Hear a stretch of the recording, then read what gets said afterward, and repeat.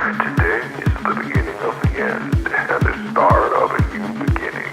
Time has come to refine yourself and let go of the demons in your head that have held you in captivity for so long. It's time to flip the page and prove them wrong. It's time for rebirth. Yeah, time's up to say goodbye to all the haters, doubters, and non-believers trying to bring you down. In the blink of an eye, you'll realize that there's so much more to the book than the page you were stuck on. Finally, you will feel free to live a life you love living instead of the life you think other people want you to live. Remember, you're the highest authority when it comes to knowing what you want and what you love.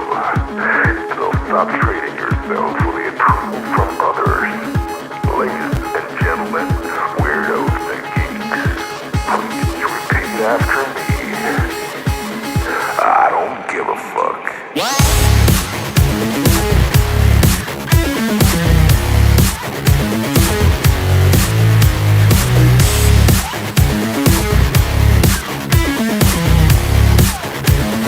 I don't give a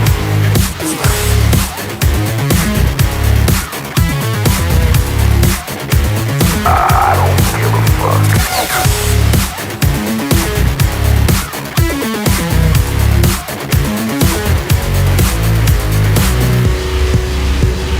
I don't give a fuck.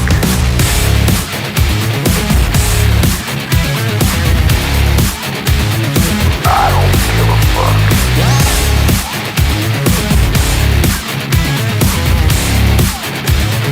I don't give a fuck.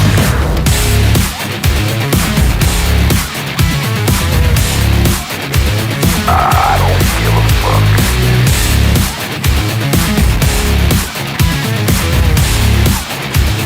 I don't give a fuck. It's time to start doing the right thing. So trust your instinct. Stop listening to others and own your decisions. People will always tell you what to do, and how to live. So let's create space for what matters most to you. You'll be glad you did. Now start claiming your time and your mental well-being by saying no more. No more. Say it loudly and proudly. In other words, fuck you.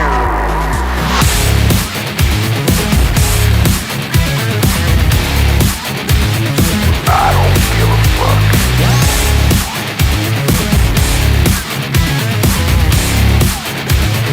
I don't give a fuck.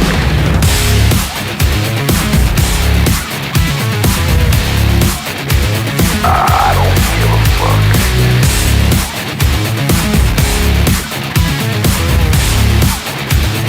I don't give a fuck.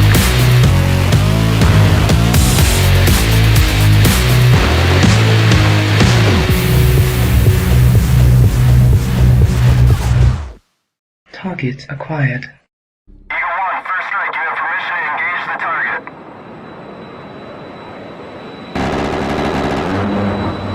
Warning: the following video contains explicit language which may be offensive to some viewers or inappropriate for children. The content within this video is intended for mature audiences only. Folks, we're here to talk about Grid Motorsports. Tremendous streamer. Absolutely tremendous. People are saying, and these are very smart people, the best people, they're saying Grid folded EB3 in a debate, not once, but twice.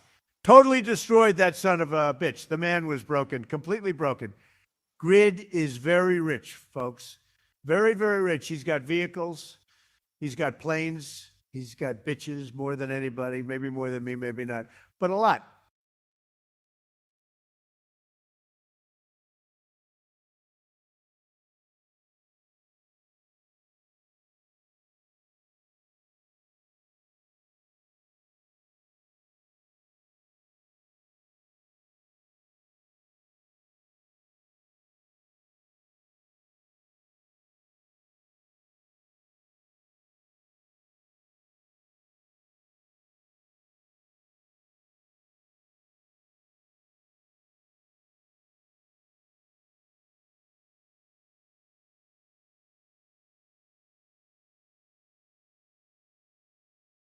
Test. All right, there we go. Sorry about that, guys. For some reason, it keeps reverting back when I go onto StreamYard and visit somebody else's stream, and I always forget to put it back on the correct microphone input. So now that we've got, what I'll do is we'll start over. All right. Welcome, everyone, to an Unreasonable Man, the Dayshift. It is the best show. It's the best. The president said so. We're gonna blast through this liberal swamp nonsense today. It's it's been terrible. It's been terrible. It's we've got a lot of stuff going on. We're going to have to dive into all of this chaos over the last few days. We've got the National Guard, flexing their muscle, on the borders and in specific cities. I think that's something that's worthwhile. We have dating wars that are splitting men and women over values. We have weird comedians or comediettes, really not sure, but weird comedian type people who try and make an argument but can't make an argument. And I don't know, it's just weird. It felt strange. I was listening to the Josie, whatever her fucking name is, and Andrew debate, if you want to call it that, the other day. And man, it was terrible. It's terrible. It's awful. Just bad. So we might talk about that a little bit. We're going to talk about this deepfake scandal. I'm going to do a debate on it tonight, and I actually looked into this. It's pretty interesting. What's up, everybody? Mr. I see you out there, buddy. All right, so, securing our cities. We've got the deepfake porn scandals. Buckle up, man. It's going to be good. It's going to be good. It's going to be good. So as is becoming normal, we're going to look at the national politics first. What you may not pay attention to because it's not in your area, or you may be, maybe you're more of a world politics guy. We'll get into that in a minute, but we're going to be talking about it's going to be good. So right out of the gate, this National Guard thing with everyone fighting Trump on whether or not he can use the National Guard, how he can use the National Guard. It's the essence of insanity to me that cities who have record levels of crime, like crime on a level that nobody else in the country has, they have this crime, and yet they don't want to fix it.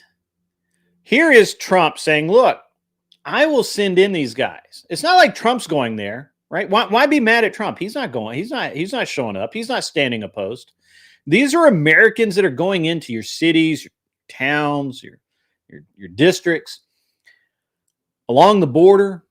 These are Americans that are there to do a job, and that job is to keep the peace and to restore order and to ensure public safety. Now, why is it that these liberal cities oppose this so much? Now, on the one hand, the constitutional conservative in me decries this because, well, it is a government overreach. It is the government, in my opinion, going where they don't really belong. That's my opinion. Now, at the same time, the government does have an interest in protecting the citizens. So it's a tough call for me. But if my city was being overrun, we would call the government. If my city was experiencing a flood, we would call the federal government. If my city or my town or my state had a natural disaster, we would call the federal government to help. Now, why is this so different? I don't know. I don't understand. I think that these leftist and centrist, if you want to call them that, mayors and governors are standing in the way on purpose, partially because I think they like to grandstand against Trump, but also because once the public sees that, yes, this crime can be fixed. We don't have to live in fear. We don't have to give the government all of our money for more and more police that are ineffective. Once they see that, I think that these governors are afraid of being voted out.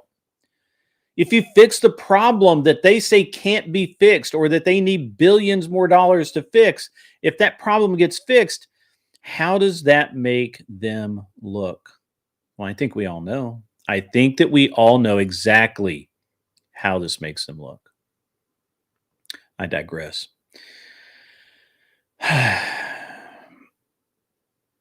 And, you know,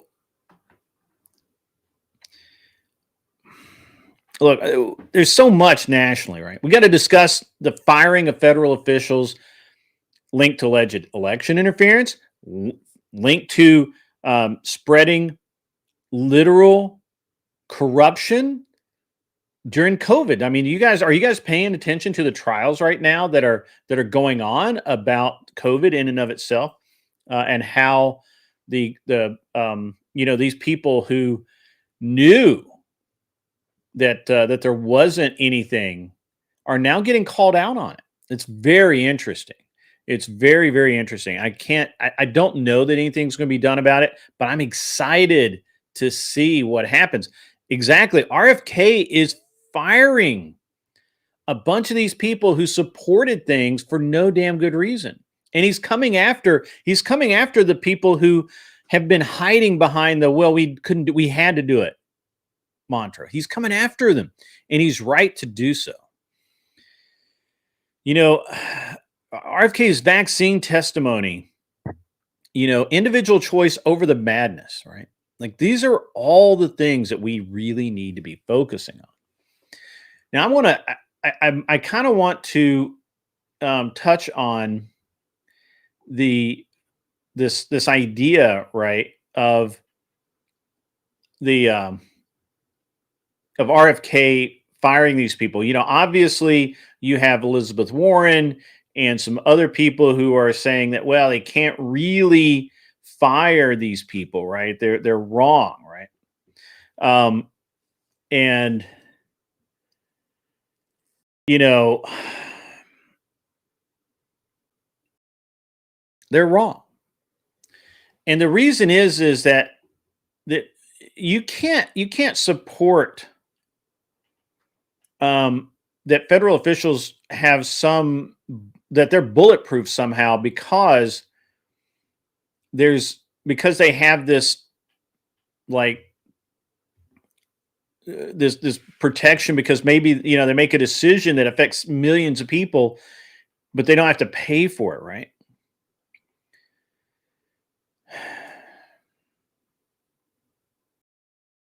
It's pretty bad.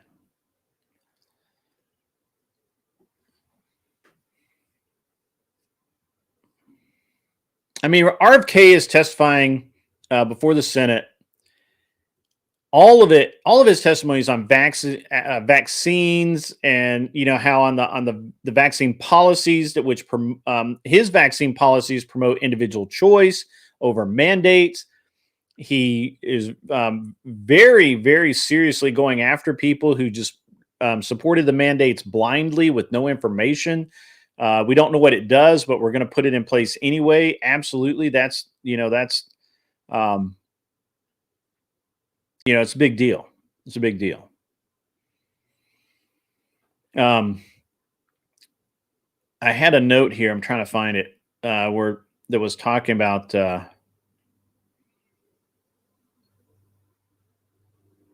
let's see.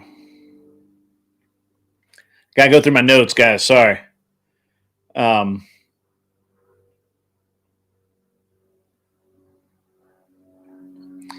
At any rate, all right. So I don't know if you guys know this, but Trump, I believe it was back in not back in his first, at the end of his first term, he made it possible to fire these people. And, it's going to serve us well, I think. For election interference, not just of mandates. Trump is actively, his administration, his Justice Department are actively looking into election interference. When they find it, they're firing people. They're firing the people that allowed this to happen, and they're right to do so. There's no way that you can have what we've had for the last few years, where you get these people elected, and once they're elected, they feel like they can do whatever they want, and there's no ramifications. These people need to answer for their crimes. If they're helping, or if they're doing things that result in election interference, they need to be fired at the very least, maybe go to jail.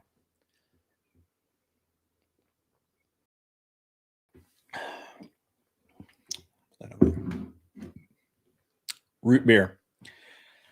Good stuff. Fire brewed, I guess. I don't know. I mean, Trump's been very bold lately. Like, he's not taking it. And what's very interesting is that I think a lot of people felt like that Trump was going to, that they could overwhelm him with all these legal cases and jam him up in court, and he would just kind of, I think they were hoping that he would kind of be rendered ineffective or whatever. But that dude is he's cutting through the red tape like a knife through hot butter. I mean, it's awesome. I do understand these cries of government overreach, from the liberal mayors, all these other, all of the liberal folks. I do understand it. I get it. I understand where they're coming from. And actually, to some degree, I'm in agreement, because, there is government overreach. But again, if their cities were on fire, if their cities were being flooded, if their cities had tornado damage, they'd be lined up demanding Trump send in the National Guard. Brother, the illegal alien issue, illegal immigration, all of these gangs, all these criminals,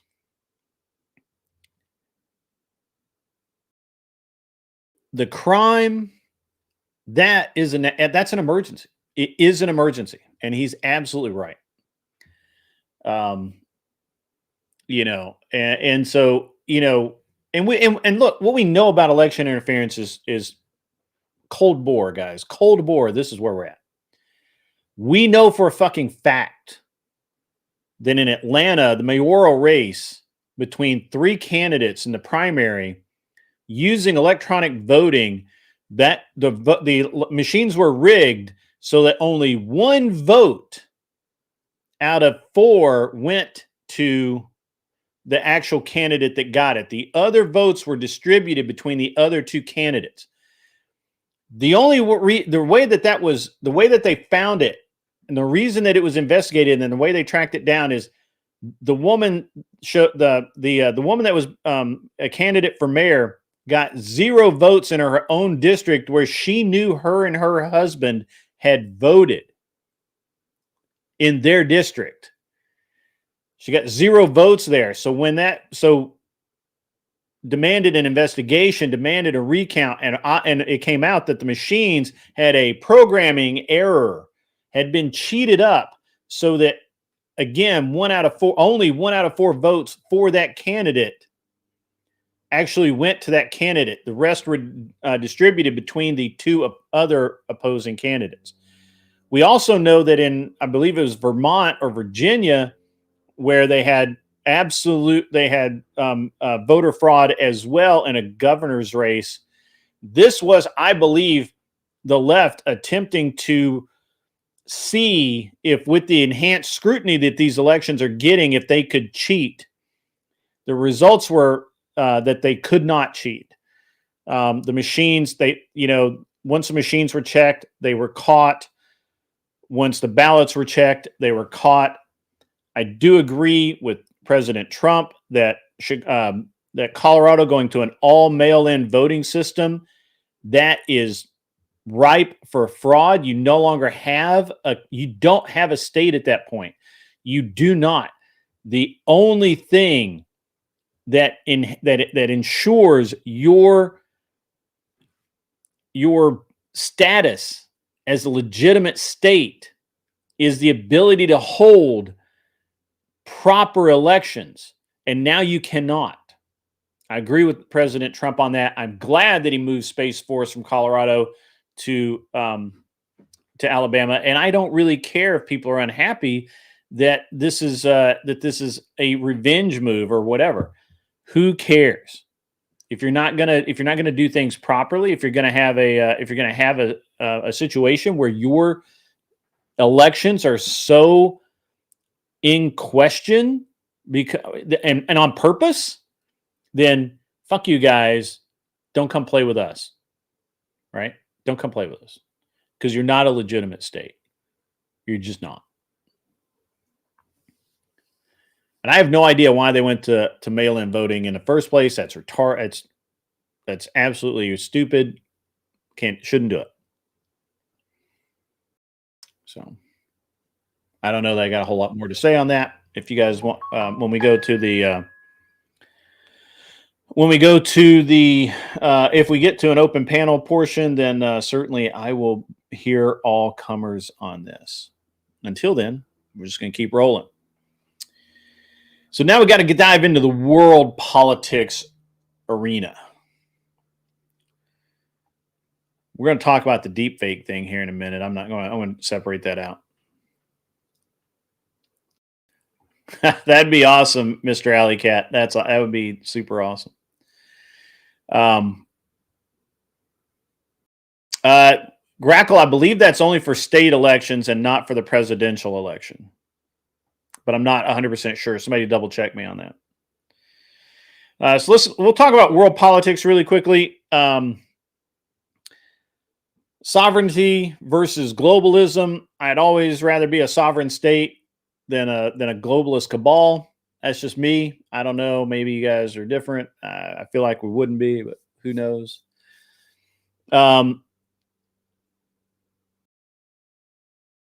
The $250 million of Ukrainian aid has been shifted from helping Ukraine's war efforts to a humanitarian focus.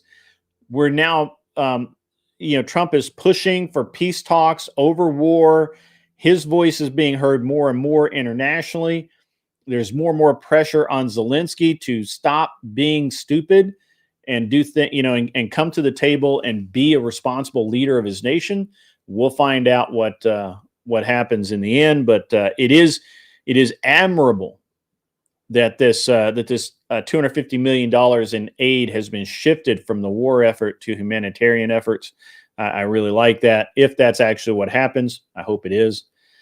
And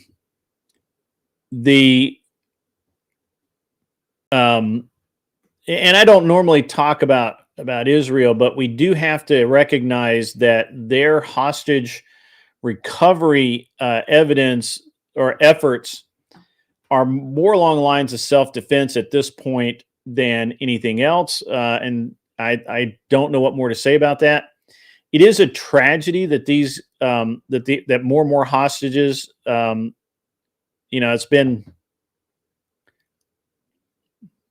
almost a year. And less of these hostages are alive. And it's a sad thing. Regardless of whether or not you like Israel, I don't care for Israel myself. I have friends on both sides of this. I don't really care. But it is a sad state of affairs. So I don't know what to do about it. I don't know.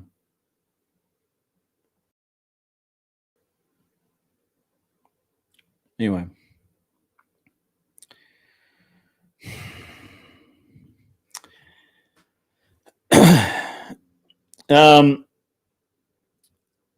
We should probably also talk about Taiwan's moves, or China's moves on Taiwan.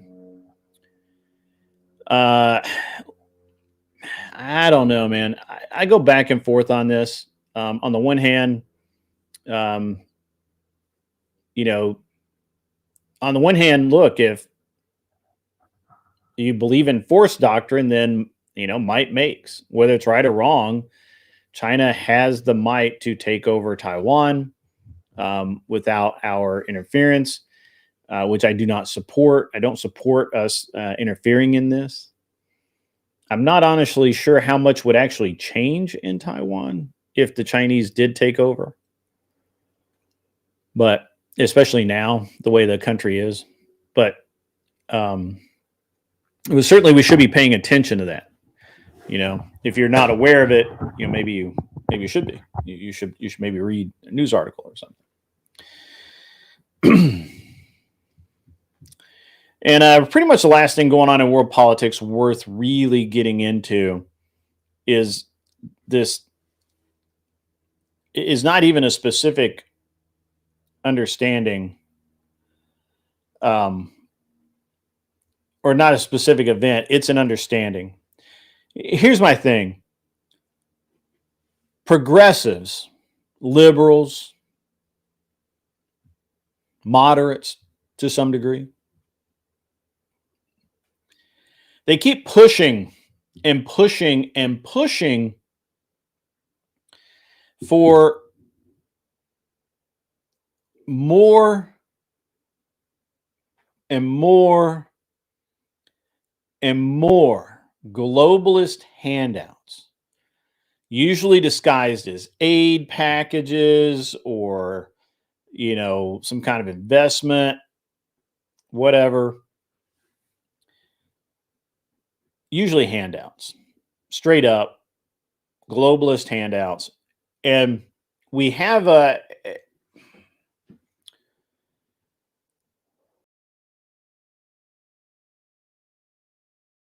we have to stop this. People are complaining that we can't afford whatever. We can't, you can't afford proper health care, which is garbage, but, we can't afford this, we can't afford that, we can't afford this. And yet we're giving away all our fucking money. Well, not all of it, but a good chunk of it. Why? Why do we do that? Should we?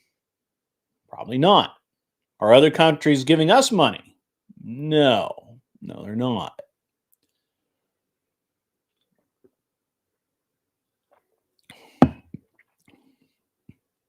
It's good stuff.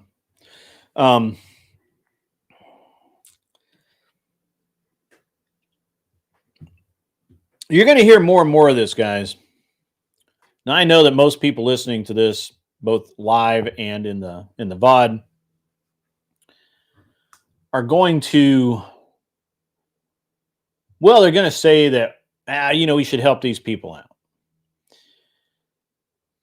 What's giving Ukraine another 250 million or England 100 million or a billion? What does it really matter if we give somebody a loan that they never pay back for $100 million or so?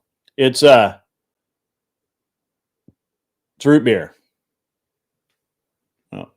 45 caliber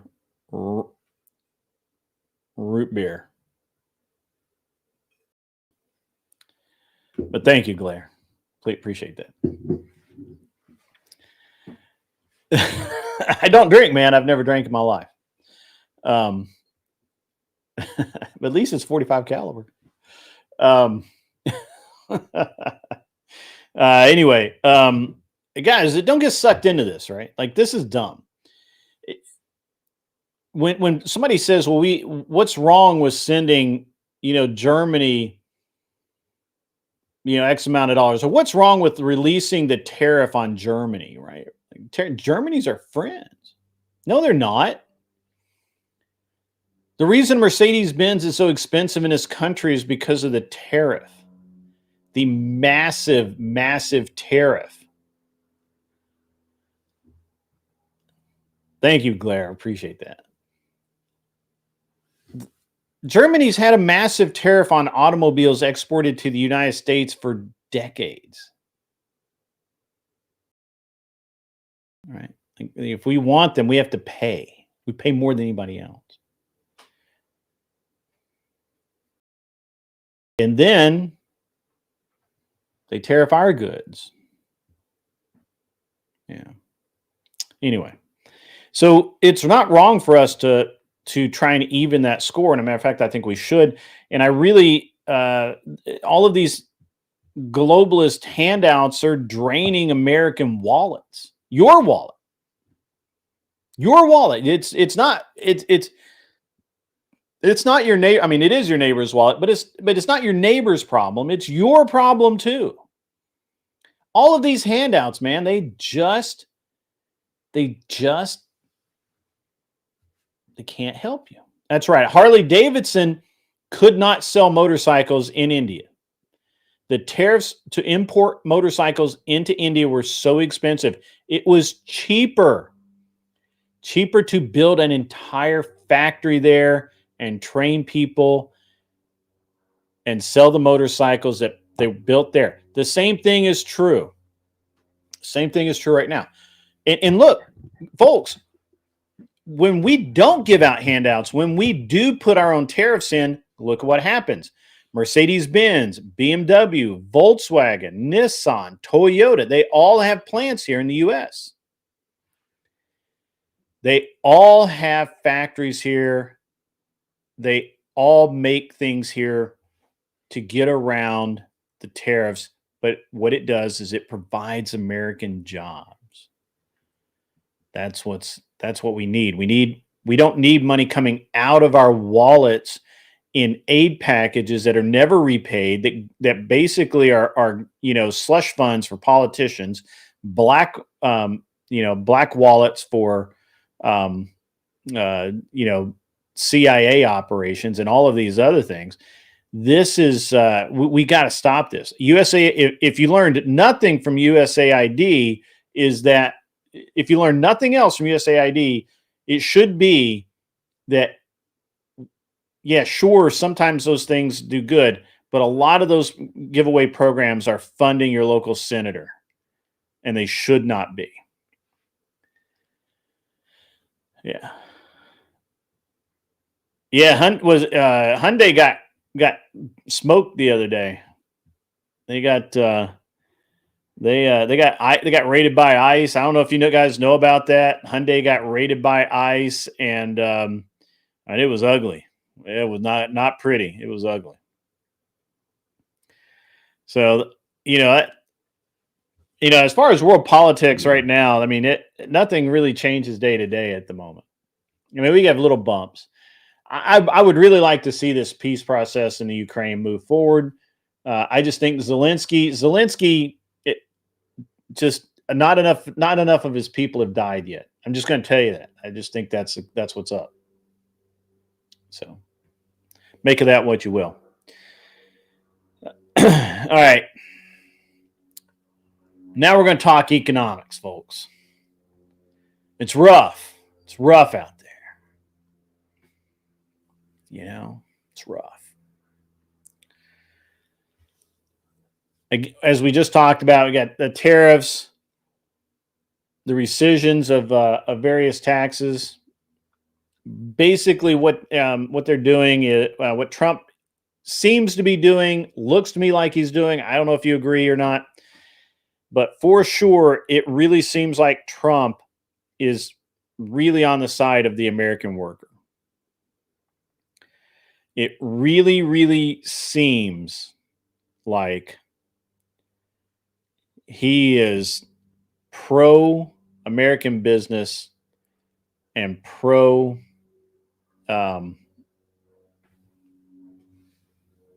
basically everything else. Hey, what's up, Texas Living Outdoors? If you want, I open up the panel in a little bit, and you're welcome to come up and talk to me. Randy does say fishing gear is skyrocketed because he has, he's used to getting that shit for free, I guess. I don't know. That's weird. I do know that some of the stuff has gone up for sure. The Japanese stuff has gone up. That's fine. But the real reason that the real reason that the cost of all this stuff is skyrocketed, Texas Living, is the fact that the market has shrank so damn much. If you listen to Ben Milliken et al., who owns a tackle company, right? Like, he owns part of a tackle company. And I don't think a lot of people know that, but he's not just sponsored by 6 Cents. He owns part of that company. What's up with my collar today? There we go. That's better. So if you this is just one example, but he was talking the other day about the price of rods have gone up slightly, and the price of the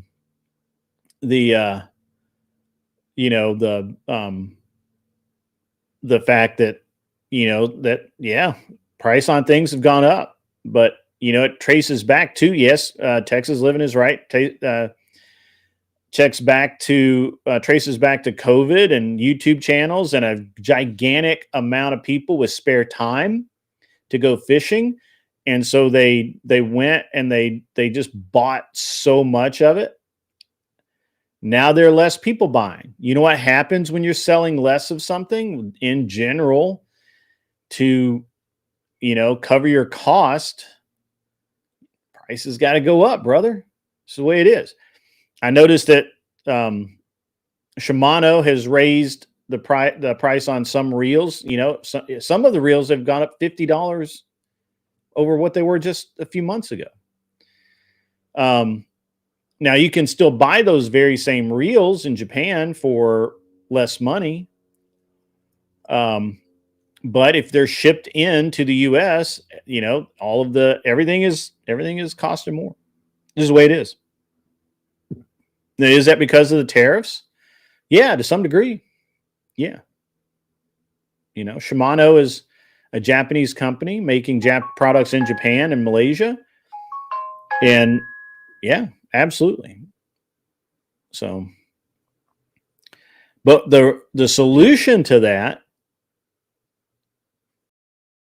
is to make more shit here, Randy. All right, I don't know if you're listening, Randy, but if you are, that's a solution.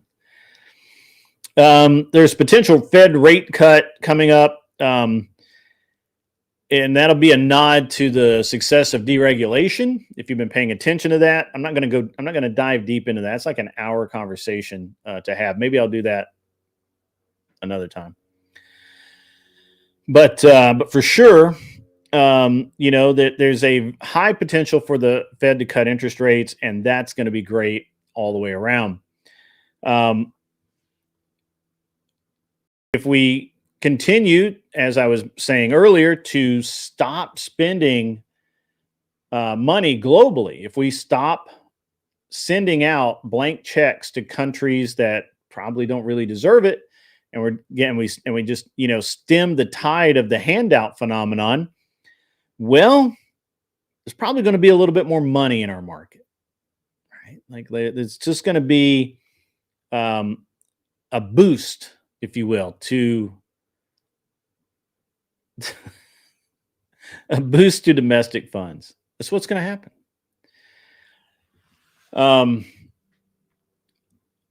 As I was just saying, I'm just going to continue to refute, like, Randy's claim and a lot of leftist claims. The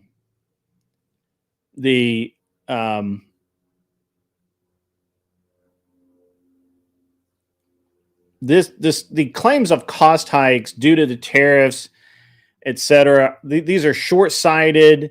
They ignore long-term gains. They ignore the contracts that are coming in. The factories and manufacturing centers being built in this country by foreign countries using American workers, and they ignore all of that. So look, leftists, I get it. You only read half the story. It's okay. It's fine. It's okay. You should read the other half sometime, though. It's interesting. What happened to Andrew's YouTube channel? I'm not aware of anything happening to the Crucible. Let me just take a second. I'll take a look.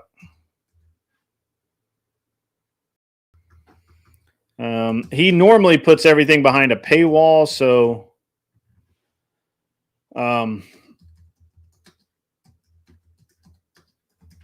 so there's never anything actually on YouTube, really.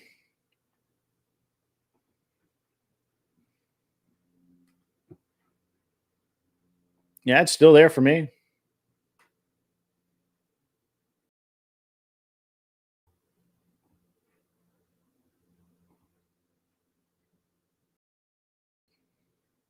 But yeah, I don't think he normally he moves everything off site. My wife is not Filipina. You've asked me that 3 times from Bumbly. My wife is Chinese. Somebody else's wife is Filipina, so I get that.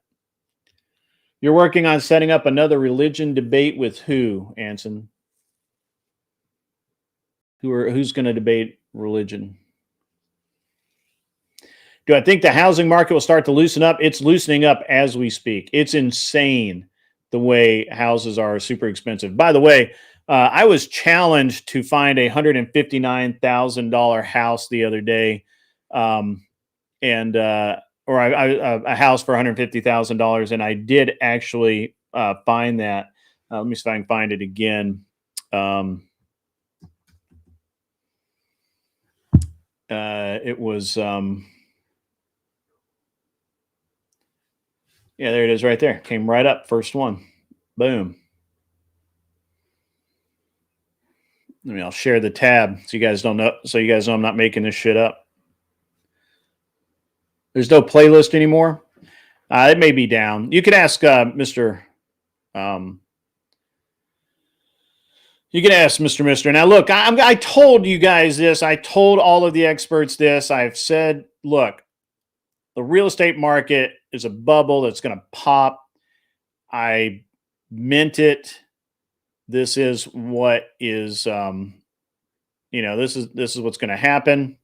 So let me, I'm going to throw this up right now.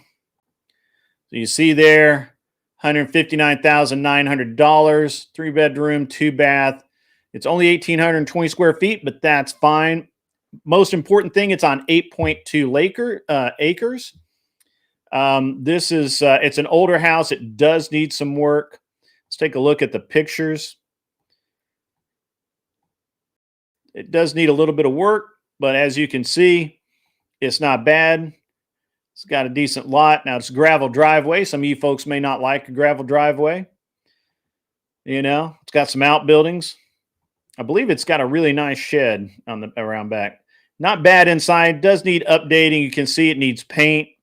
It looks like somebody was in the middle of renovating it. It needs carpet, obviously, some flooring. But for 160 grand, that's a steal, baby. Steal. And the real estate market's about to just come apart at the seams, I think. There's your outbuilding. Needs a little bit of work too. But to say you can't find a $150,000 house is ridiculous. Obviously not facts. Hey, Def Not, good to see you. I wasn't able to speak to you the other night over on Sarah's. You're welcome to come up here in a few minutes when I open the panel up. So yeah, definitely the real estate market is about to, in a lot of places, it's going to take a shit because we're so overbought. We have so much inventory. You're working. Well, that's terrible for you. Def Not, are you, I noticed your outfit the other day. Are you Sikh? Are you Arab of some kind? Just thought I'd ask. No offense, if just asking.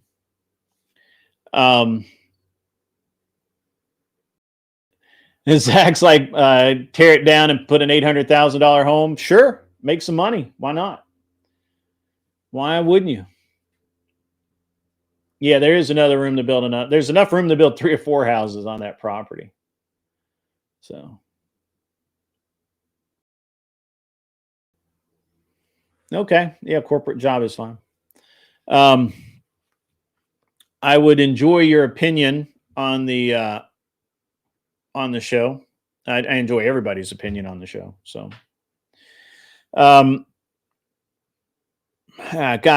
look, folks.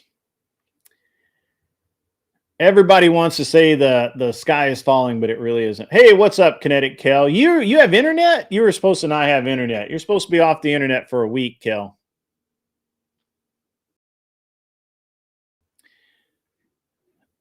Yeah. All right. So back in 2005 to 2008, when the decline and eventual collapse was happening,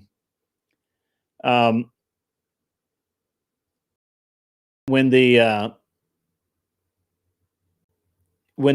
initial, when everybody, the bottom fell out of the real estate, the market just dissolved overnight. We were in very similar conditions. You had a bunch of people who should not be buying real estate. And then you had, they were able to a lot of people were over leveraged. Now that same thing has happened the last 4 years under Biden. Biden reopened it. They reopened that loophole but that clause under Biden. They allowed people to use projected rental income to qualify for mortgages, which mean a lot of people that should not buy houses were buying houses. This is bad. So those properties, now that they're not rented, now that they're not renovated, now that there was no equity for people to pull out, now those properties are back on the market.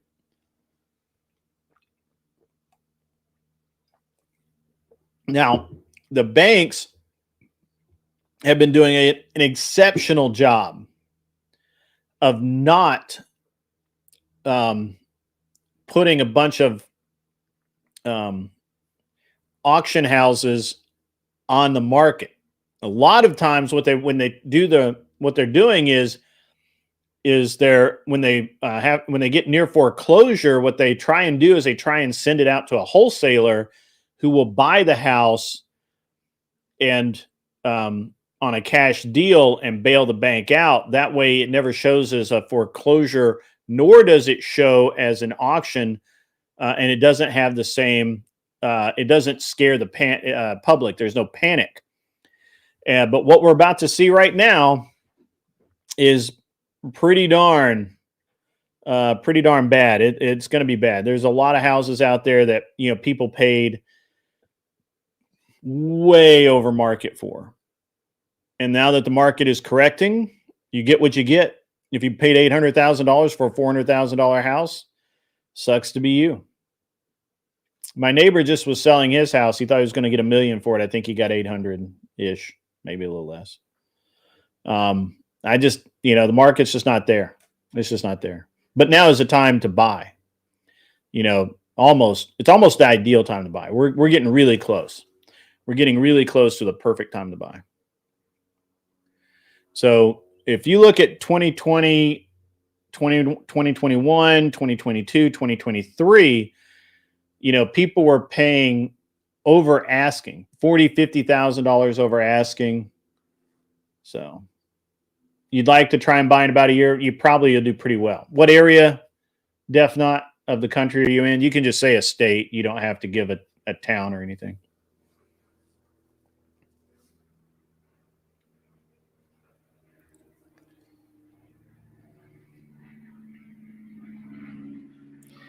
While she's doing that,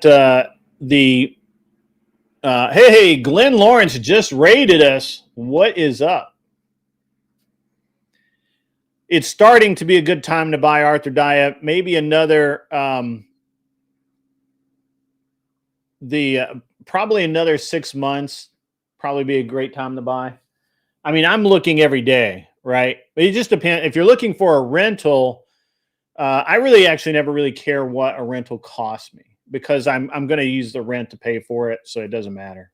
Doesn't matter what they cost. But now, like if you're looking to buy a rental right now, I would start looking in the San Antonio area. The prices are good, and the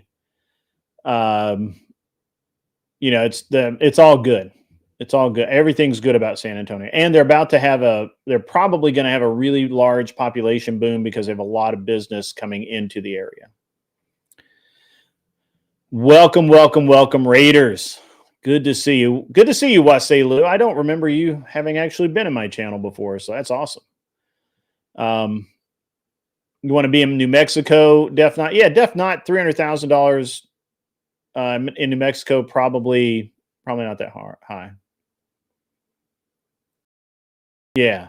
The HOA fees are rough. I try not to buy in areas with HOA myself. So you've been here lurking? Awesome. Good to see you. Plumpy gifted a membership. That's awesome. Thank you so much. It's great. That's awesome. Yeah, so the Democrats are making calls for regulation. I think that's a mistake. I think we need to continue to, I think, the free market is where it's at, always has been. So the Democrats that are calling membership, that is legit. That is legit. Awesome. I love that guy. He's a good guy. We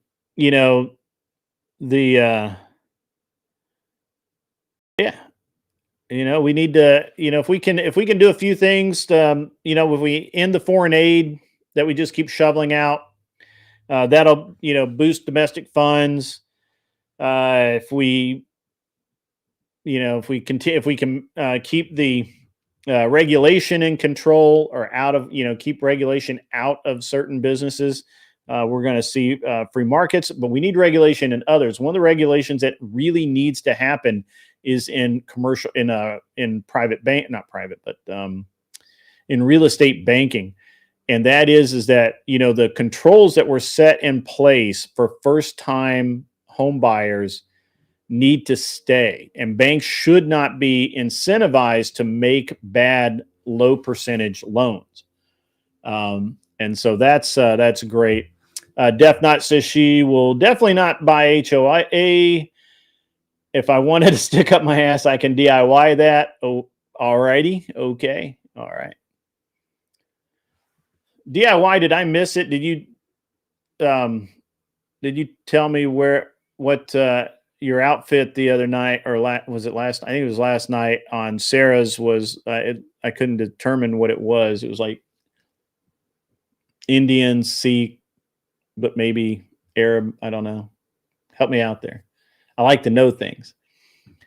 Let's say Lou got a membership. That's awesome. Thanks, Chuck in Tennessee sent five memberships.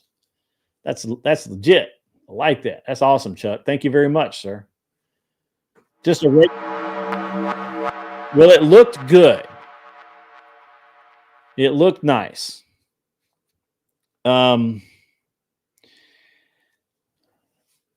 Any questions about housing markets or anything?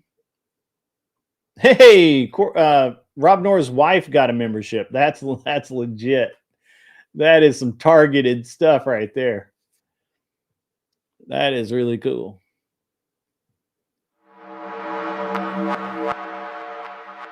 Plumpy sent another one. KTS got it. All right. That's awesome, guys. Really appreciate that.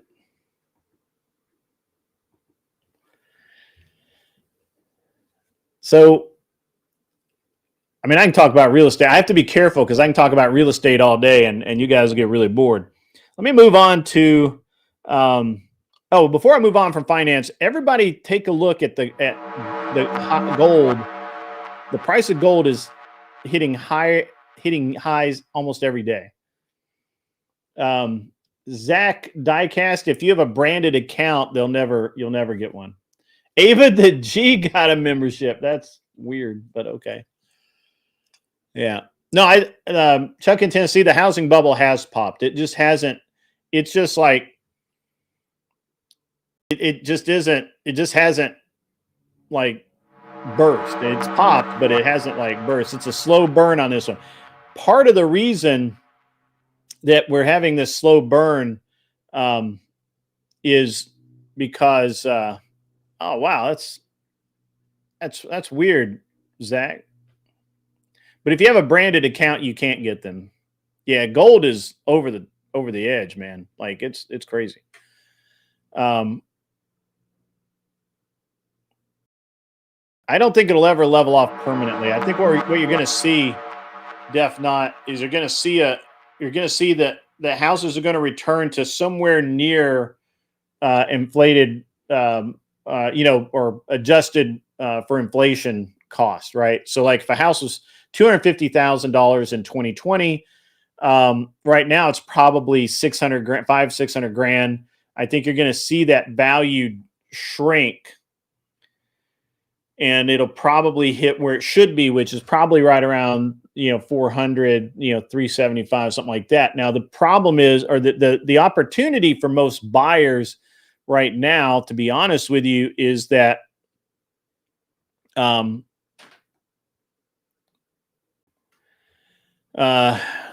sorry, not deflate. Yeah. What we're seeing with the market right now is you can't get a loan, and that's gonna make the housing prices come down. Second, where before, if you had a house and you were going to sell it, you would, what was happening is that you would go get a home equity loan for, I don't know, $30,000, $40,000, $50,000, and you would remodel your kitchen and you'd put new floors in and you would go through and paint the whole thing and you'd have it landscaped. And that way, that would take your $250,000 house and artificially, because of window dressing, pop it up to that $300,000, $350,000 market. Now, it wasn't ever worth that because it's still a $250,000 house. It's just been lipsticked, right? And a bank would loan on that. Now, what's happening right now is that most people cannot go get a HELOC like that. It's a regular account, Zach. That's unbelievable, man. What's up, Charles Darwin? How you doing? So you can't. So people can't go. Most average sellers can't just go get that HELOC to remodel their house, especially if they say they're selling their house. So it's going to be, so people just aren't going to pay for it. Yeah, there's Crackle. We can get into that in just a minute. Give me a second, Crackle. So this is where I've been buying the shit out of houses.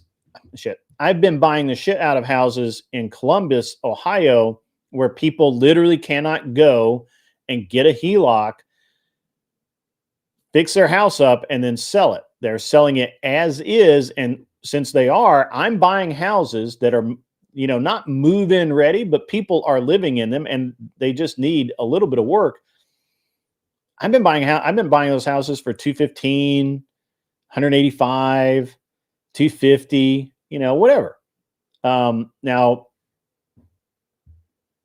there's a couple of other things, but it's going to be, it's going to continue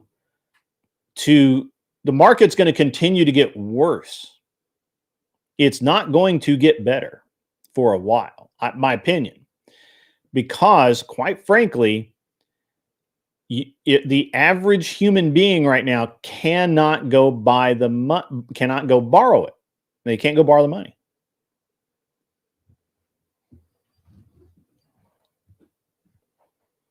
Yeah, St. Louis is, dude, I used to drive through St. Louis and I would get on the west side of St. Louis and see it fucking falling down houses from the interstate, like literally just fucking falling down. At that, man, if I could buy that for $10,000, I would.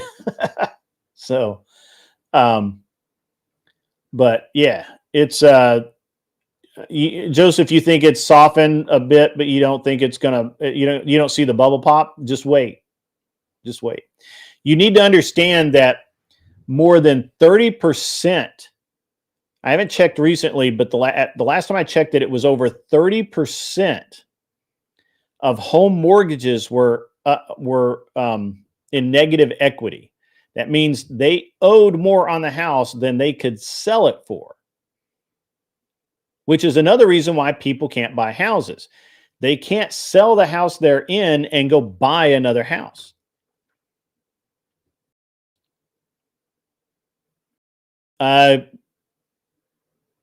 Def not West St. Louis. As I was going through St. Louis on my way to Kansas City. So whatever that highway is, I forget. 75? Is it 70, 75? Whatever the fuck it is. Yeah. It's terrible. It was awful. Empty warehouses and shit. Crazy.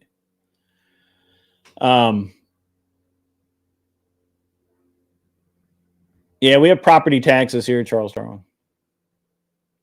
What are the delinquent rates like, though? They're climbing too. Avoided horn. I haven't looked at the delinquent rates in a couple of weeks, but they were pretty high. They were climbing. But the crazy thing is that the negative equity, man, it's killing people. And the real, they can't get out of the house no matter what. They just can't. It's crazy. Now, I don't know what's going to happen to a lot of those guys, because so let's just say that you bought back in 2021, 2022, and you paid, just rough numbers, you paid $400,000 for a house that realistically is $200,000 house. And, if it appraised today, it appraises for like $275, less than you paid for it. Yeah, I haven't checked either avoided hornet, but yeah, you're right. It's a pretty good indicator, but also the negative equity is a good indicator as well.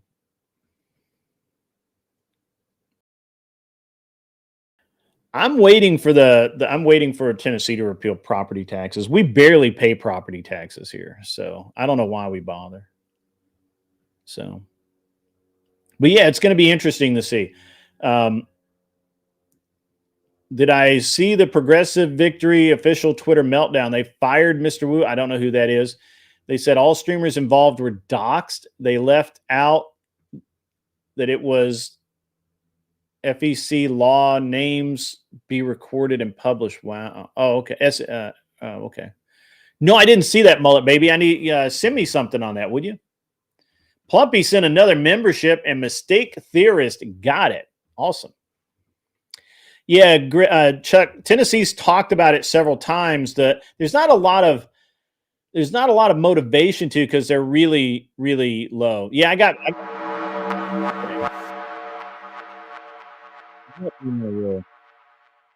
weird dude. Although technically, I guess I had the full body conversion done, so I don't know. What if the Fed lowers the interest rates next week? That doesn't help you if you're upside down on it, but it might help people buy. It might help people who are renting now buy, which could help. I don't know. That's a good question. The problem is that you can't, unlike a car, it's hard to roll negative equity out of one house into the other in a loan.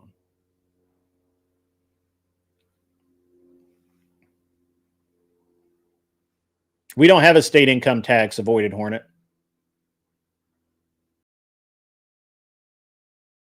Tennessee doesn't have a state income tax. Matter of fact, the quickest way you can kill your political career in the state of Tennessee is just utter the words publicly, state income tax, and nobody will ever fucking vote for you, ever, in the state of Tennessee. Your property now the assessments have been going up, but that's again because these houses are all of a sudden worth like 50 times what they were.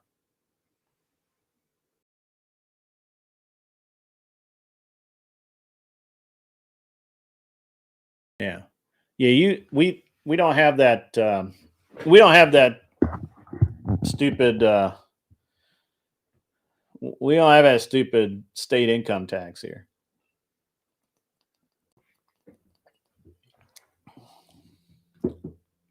I agree with you, Def Not. Definitely not. All right.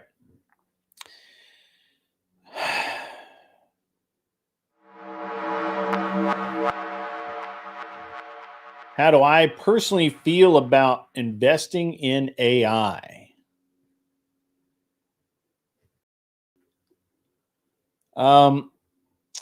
That's an interesting question. I do have the opportunity right now.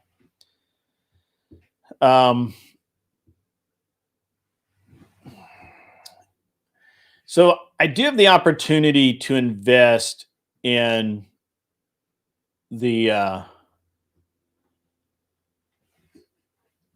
into a very specific AI, and I have some friends of mine that are, but they are,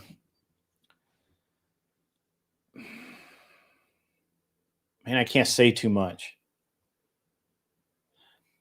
I would with very, very specific restraints because I think AI. Look, I'm going to tell you something that you've probably all heard, but I've heard this from people at very high levels, and I think everybody really needs to understand how important what the statements are.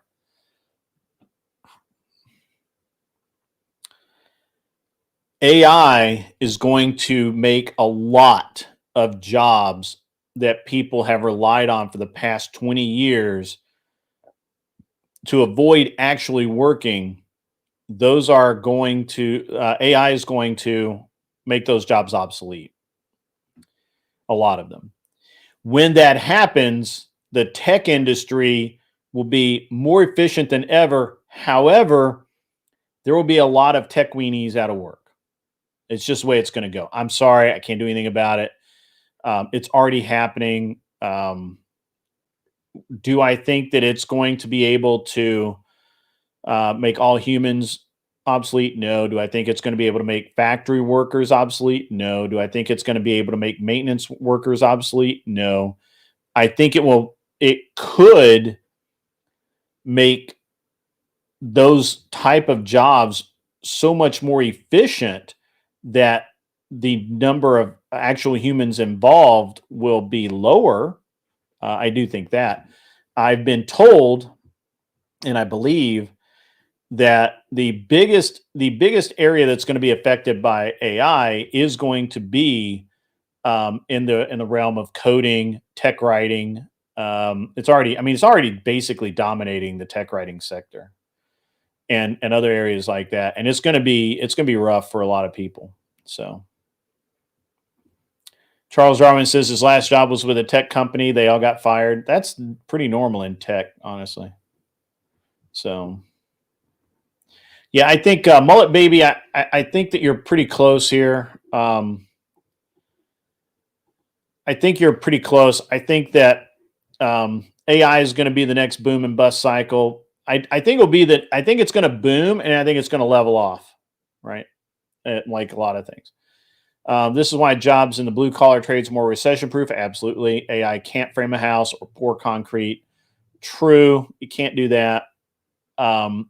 Plus, again, there's going to be a lot of things that it just cannot do. You think Def Not thinks it will lower the number of skilled software developers, will reduce, but AI is overhyped for higher level engineers. Sure. Again, it's going to take a lot of the tech weenies are going to overnight find themselves out of work, especially tech writers, proofreaders, that kind of thing. Yeah.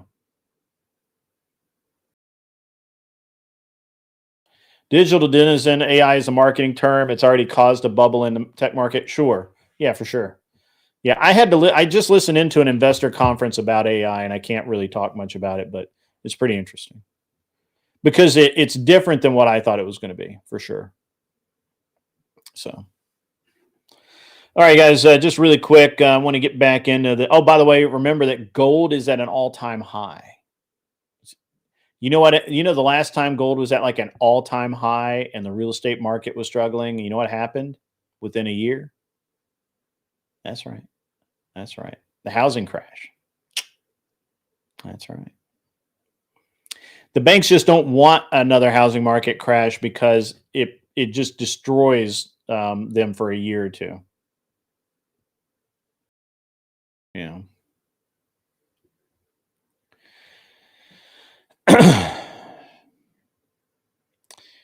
All right, so we're just going to dive into the social stuff for a minute, and then just kind of move on, move through these last couple of things here. Obviously, there's a lot of Second Amendment pressure right now for people to, or not people, but for more regulation and all that kind of stuff, which I don't believe in. I think it's going to be really bad. We've got. I don't know if anyone's noticed, but according to recent polling and data, Gen Z has a radical political shift towards traditional values, which I view as a cultural win. Plus, also Gen Alpha, my son's generation, seems to be absolutely rock solid and becoming maybe even more conservative and more.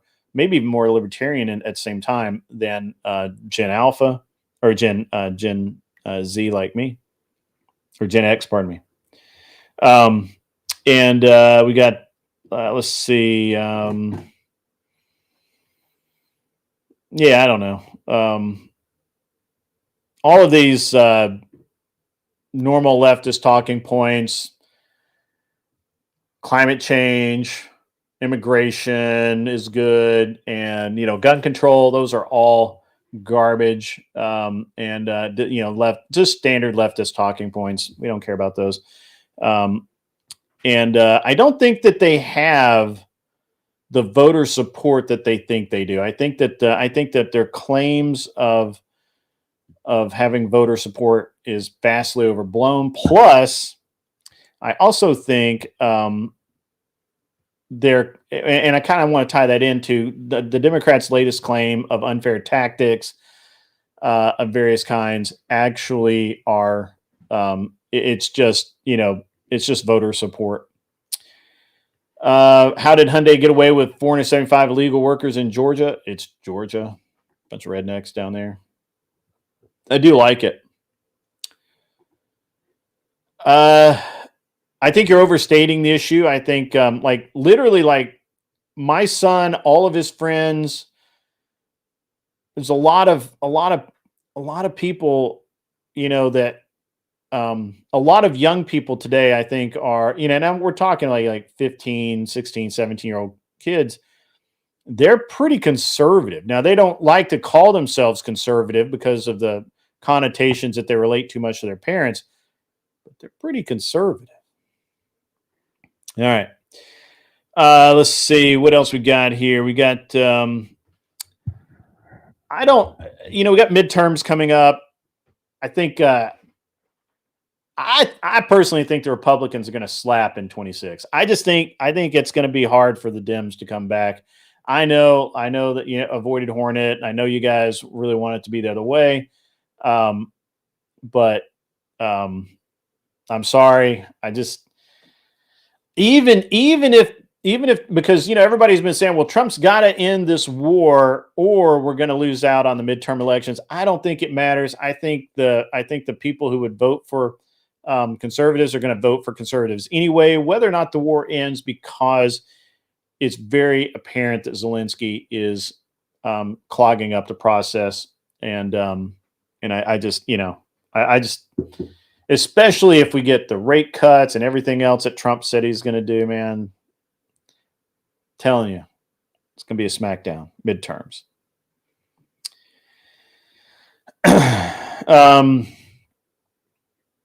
I do think that redistricting in swing states is kind of weird, and it's a weird argument to argue about right now.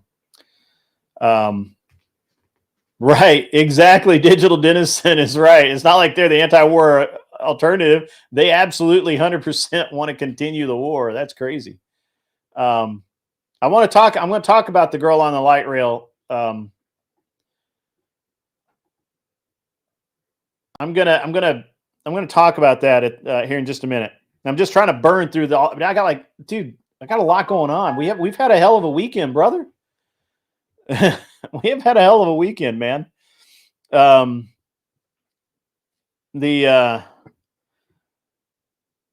All right. So I'm not going to get into that yet. Fuck it. All right, let's talk about this Ukrainian girl. We're going to skip ahead. I don't know if you guys understand how this really, I think you're wrong, Def Not. I think you're wrong. I think even the libertarians see that Trump wants the war to end and he's doing all he can. You know what? I don't think the libertarians are going to be voting for anyone who criticizes that the war isn't over yet, because it's very clear that Zelensky won't come to the table. He's absolutely insane, and Putin has a line in the sand that he's just not going to cross.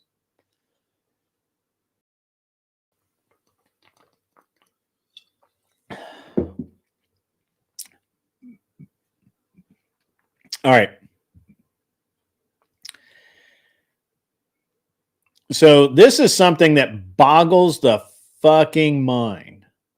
So Daniel Penny, I see Grackle brings him up, stops violence on a subway, and the entire world hears about it. No, it's root beer. 45 caliber root beer. Is it focus? Yeah, there you go. It's focused now. Root beer. I don't drink. Daniel Penny gets on a subway, does what he's supposed to do. The guy croaks. There's a trial. It's in the news for fucking weeks, months. But this psychopath jumps on a train illegally. He's a homeless guy, apparently. The guy stabs this girl who's literally just sitting there. I don't have the video. Go watch the video. It's nuts. It's insane. The press doesn't say anything about it. Right. You're right, Mullet Baby. That's right. He was arrested 14 times. He had a history of jumping the turnstile to ride the rail for free. They basically, New York system, it's not that the system failed. The system worked as intended because New York decided that these kind of crimes aren't worth locking people up over. They decided that just write them a ticket and send them on their way. It takes from arrest to release is about an hour and a half tops. So this, I'll just say it, this beautiful blonde Ukrainian woman, right? Supermodel looks. I agree with Mullet Babies. Maybe not supermodel, but close. Is riding the rail.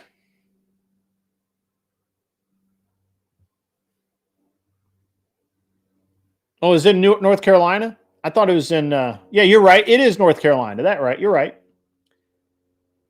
It isn't New York. Penny was in New York.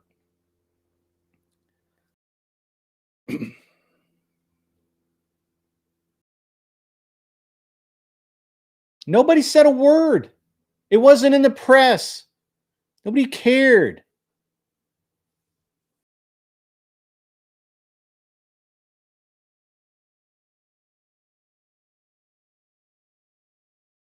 Would people notice if the girl on the... I don't know. I don't know. I don't know if people would notice.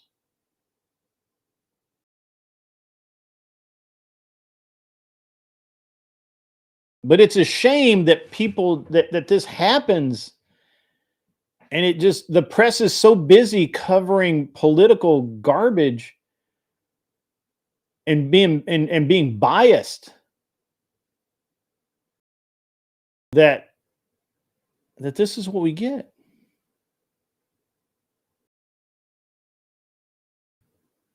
That's true. There's a guy. I mean, we got all of this stuff. Lakin Riley is another one, Grackle. Hey, I mean, look, I don't know how to stop this.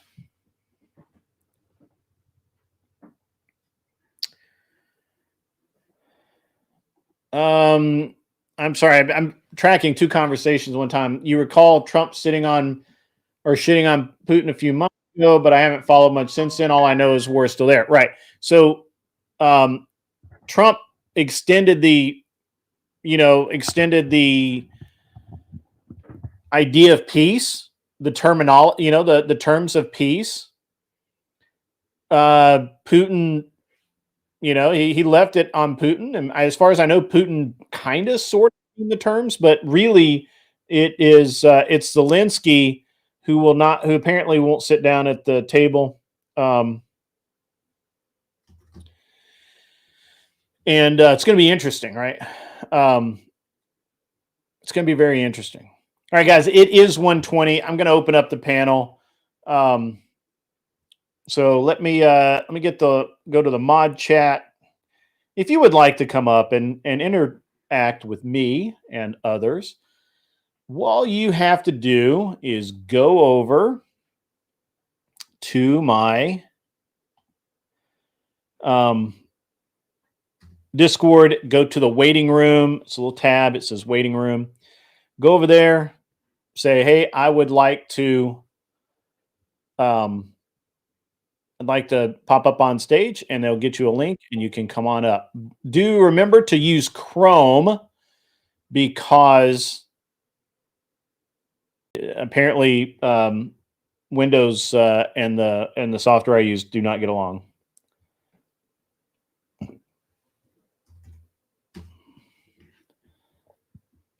Discord is the devil, but it is what it is. All right, so what was it? I missed one. Yeah, Raging Patriot's right. The video was disturbing, and he did it because she just sat down in his space. She was going to work at a pizza place.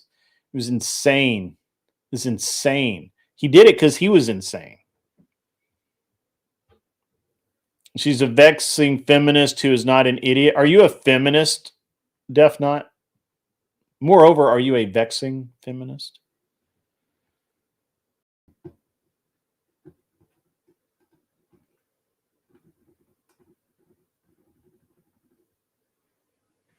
You are not a feminist?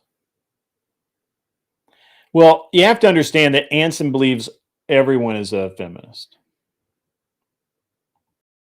Except him.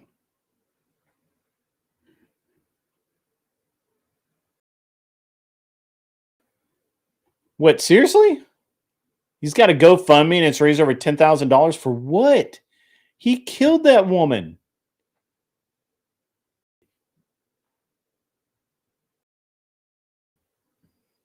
Anson is a male feminist.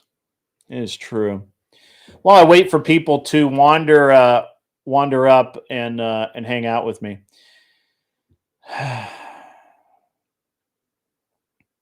My word. How it boggles the mind. Boggles the mind. Boggles the mind that this young lady was stabbed, and that somebody's actually sending money to the guy that stabbed her.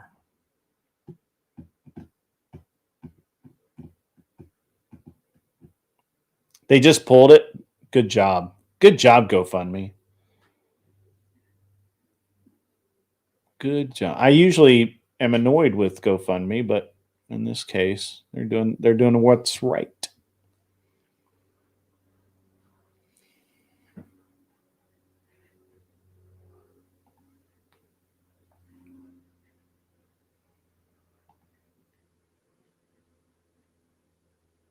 So have you guys seen this? Because I'm going to be debating tonight, guys. While we're waiting for people to come up, I hate dead air. So I'm going to be debating tonight on the subject of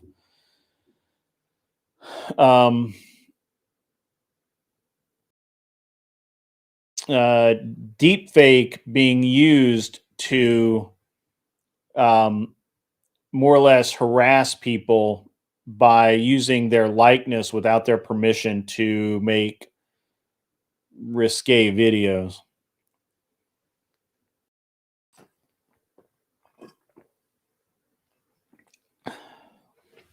I'm going to be over at Prime Kai's tonight. It's going to be a shit show. It's going to be an absolute shit show. But it'll be cool. May do a panel afterwards. I don't know. We'll see. Yeah. Yeah, I don't see Scott's name on the entry list yet, so it may be down to me to hold it down tonight. We'll see.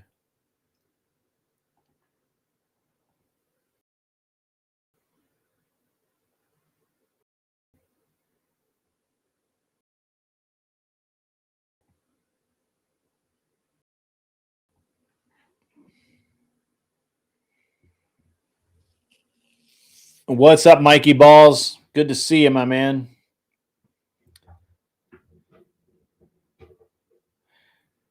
Yeah, Ghost, it's going to be interesting on this.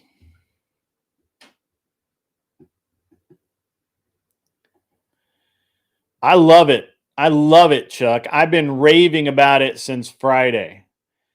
Tennessee is the first state to require mandatory annual firearms safety lessons for all public and charter school students from kindergarten through 12th grade, starting with the 2025 to 2026 school year. And parents cannot opt their kids out. You can't say, I don't want little Johnny learning about guns. You can't do it. Hey, Nev got a membership. Thank you, Plumpy. That's awesome, man. I appreciate that. Nev, whatever. So, but yeah, parents can't opt out of it. You have to be you have to be in it to win it. And it starts at kindergarten all the way through 12th grade is so awesome. So awesome.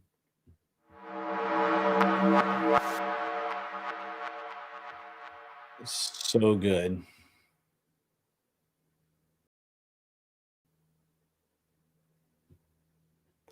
No more Snoopy watching. That's right. But that's cool, man. It's awesome. Everybody wanted to come up, and now nobody does. What's up with that?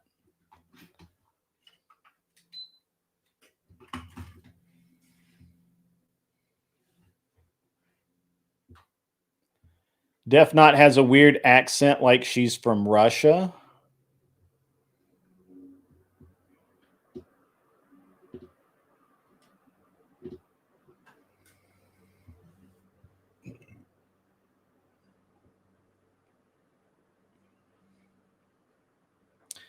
Mullet Baby, so well, as my understanding is just my understanding, is that what's actually happening right now is these are non-consensual deepfake porn targeting women and minors in some cases, and it's horrible. And so and it's basically just, and apparently there a lot of the cases are students deep faking their teachers and then posting these videos in various forms of social media, which is that's pretty fucked up. And it's really bad. Obviously we have existing laws, right? We have defamation. There's crossing state lines with digital information. Digital information automatically crosses state lines. Revenge porn law. That's true.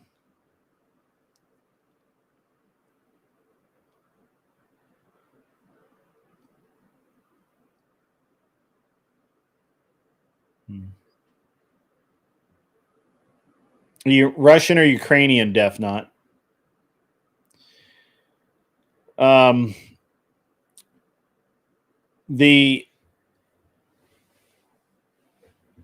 guess where I'm at is that I keep hearing this from the left. I keep hearing that we need more regulation and oversight. I personally think that is Russian from the Ukraine. Okay.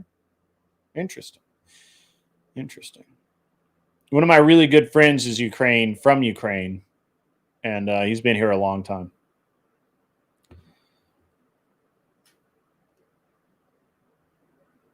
Again, the left wants regulation. Hey, what's up, Natalia? How you doing? The left really wants regulation, which I think is getting really close to First Amendment violations, and limiting, and could be used against other people. So I believe it's a threat to free speech.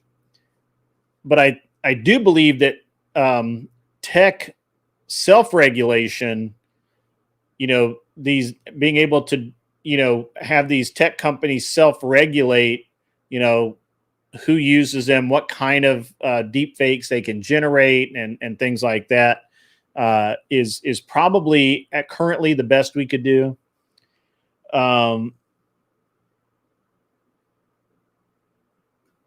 That's just kind of where I'm at. Yeah, the lefts are fucking nut jobs. That's true.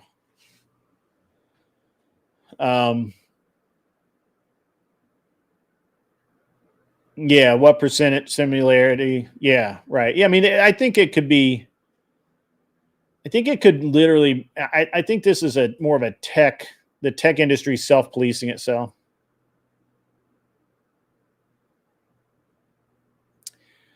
Right, mullet baby. I mean, that's I would not be surprised if that hasn't happened before anyway.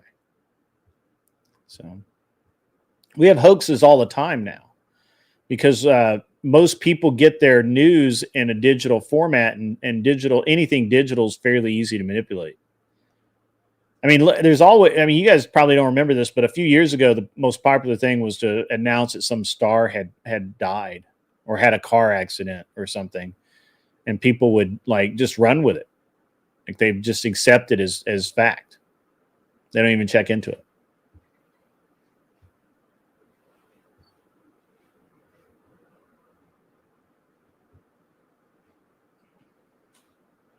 Death Knot, I'm not really sure that's what that prove. I don't think that would prove out, but I mean, it's a good idea.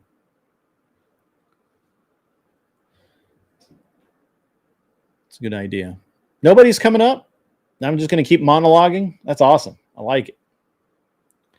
I like it a lot.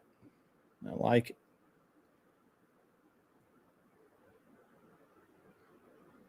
It's really weird that everybody wanted to come up and now nobody does.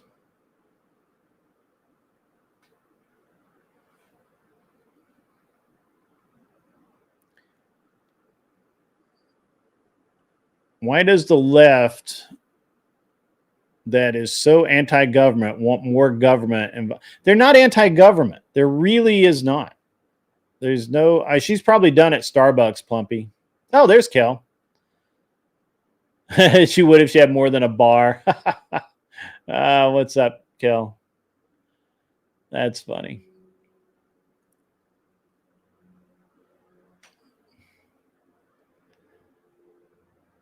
That's right. I monologue in the voice chat. That's true. How are you, Natalia? Are you doing well? Are you in the U.S. again? Or are you somewhere abroad? I mean, I know you're abroad, but I mean abroad.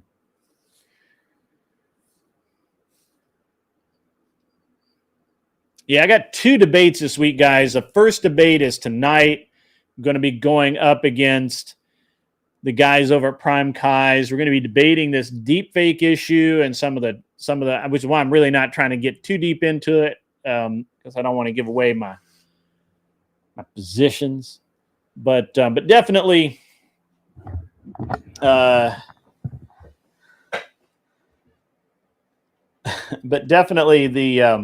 we're going to have a good debate on that. It's gonna be really good. And then later in the week, I have a debate with Admiral Gibbsy. And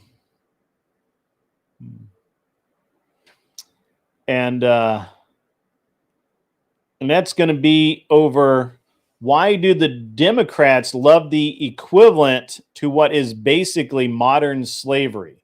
I believe we're going to be talking about H-1Bs. You'll be in the U.S. at the beginning of the year? Good, good. I believe they're talking about H-1B visas. We'll see about that. I'm not really 100%. Hello, Inquisitive Archivist. How are you?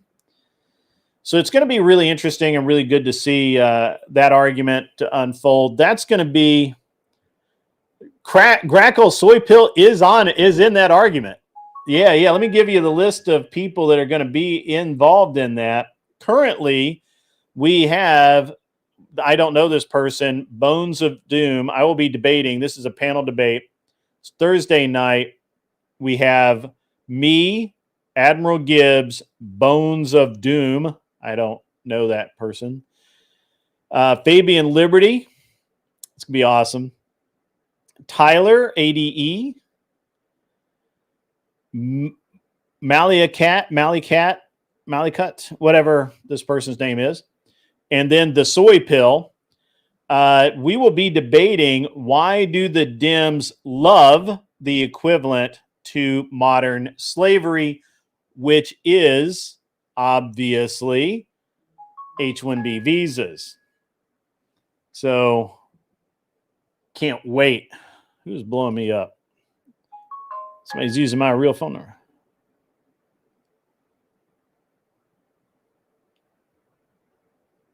That's my landscaper. Give me one. Sorry, guys.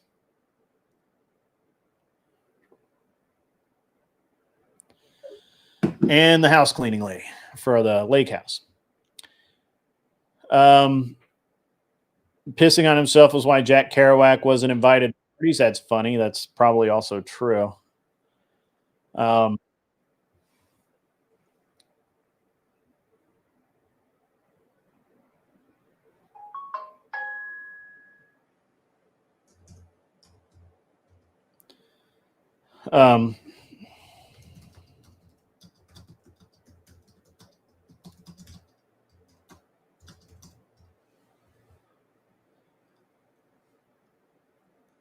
So it's going to be a good time. Anyway, it's going to be an interesting debate. Obviously, I can't wait for Soy Pill and Fabian Liberty to have at each other. That's going to be great.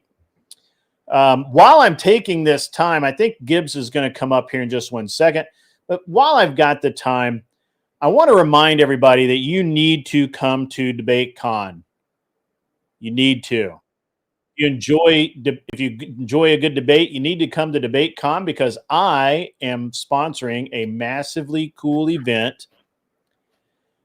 The studio's awesome. The party is going to be awesome. It starts at 10 in the morning. We're going to end at midnight. It's an all-day gig. You can come by. You can come. You can go. You can leave. You can come back. And the only thing that's required of you is to have a ticket to DebateCon. I don't care which ticket, just a ticket. And show up, have fun, behave yourselves, be cool people. It'll be awesome. It's going to be a great time. It really is. And you also have to bring me an 8-ball. I'm just no, kidding. You do not need to bring. So, Natalia says, wonder how MAGA feels about H-1B. There's a split in there, which would be interesting to get into. So I actually don't have that big a problem with H-1Bs in and of themselves. I think the way that they're trying to modify the H-1Bs from what it currently is a little troubling, but that doesn't bother me that much. I also think the basic misunderstandings behind H-1Bs kind of bug me a little bit. I have friends that are, my wife has friends that are here on H-1Bs, and they can go get another job. They're not stuck at a single employer. They're not. It's not easy for them to get another job because companies just don't want to deal with the bullshit. But, it can be done. It very often is done. So, I'm ambivalent about H-1Bs, to be honest with you. I thought it was just a great talking point that Vivek had during the election or the primary leading up to the election. And somehow people have latched onto it as the next great cause. And I think it's fucking funny. Can't wait to have the discussion. I'll tell you one thing. We've had 250K people apply for Trump's gold card version of the H-1B. And at $5 million a pop, what's 5 million times 250K? Yeah. That's $1.25 trillion. That's a lot of money. No, wait, 1.25 That's billion. legit. Yeah, it's a lot of money. Yeah, that's a big chunk right there. Also, I was going to tell you, so I did this. I went this weekend, did a little polling. About 500 people. You're a little low. Here, hang on. Go ahead. Turn that up over there. And while I'm doing that, Inquisitive Archivist, I love Sam Kinison. Sam Kinison was funny. He was the first one. He was the first time I ever heard that he doesn't condone hitting women, but he does understand what turns Mr. Hand into Mr. Fist. I like his humanitarian aid skit where he's like, "Go where the fucking food is. Go where the fucking food is." He said, "This is it's sand. It's What's it gonna be 10,000 fucking years from now? Sand." Yeah. You Yeah, that's can't a good put one. fucking food in it. We have deserts in America. We just don't fucking live in them. Well, now we do apparently, but We do now, but that's because the water table's like 1 inch under the surface in Arizona. Yeah. So I did some polling this weekend, and I took topics, and I gave them a favorable slant and a bad slant, and then I gave them like 2 options each. And I like, which one of these evokes the most visceral reaction? And of course, I used the terms the Dems use, which was the favorable version. And then I used things like tonight, like what I wanted to do, like, oh, why do the Dems love modern slavery? Like we're talking about on Thursday, which is where I got the topic. And all these people are like, well, we don't like modern slavery. We would never support that. And I got to say, how many times, Grid, how many times have we gone on like a left-leaning show and they framed a question like to favor the left, where it's like, how dare you separate families? Crime is a perfect example of that. Well, he's a good example of this because I asked him, I was like, oh, well, do you want to defend why the Dems are pro modern day slavery? He's like, absolutely not. I'm not coming on that. And I asked about like 10 people, and props to Soy Pill because he was like immediately like, yeah, I'm in.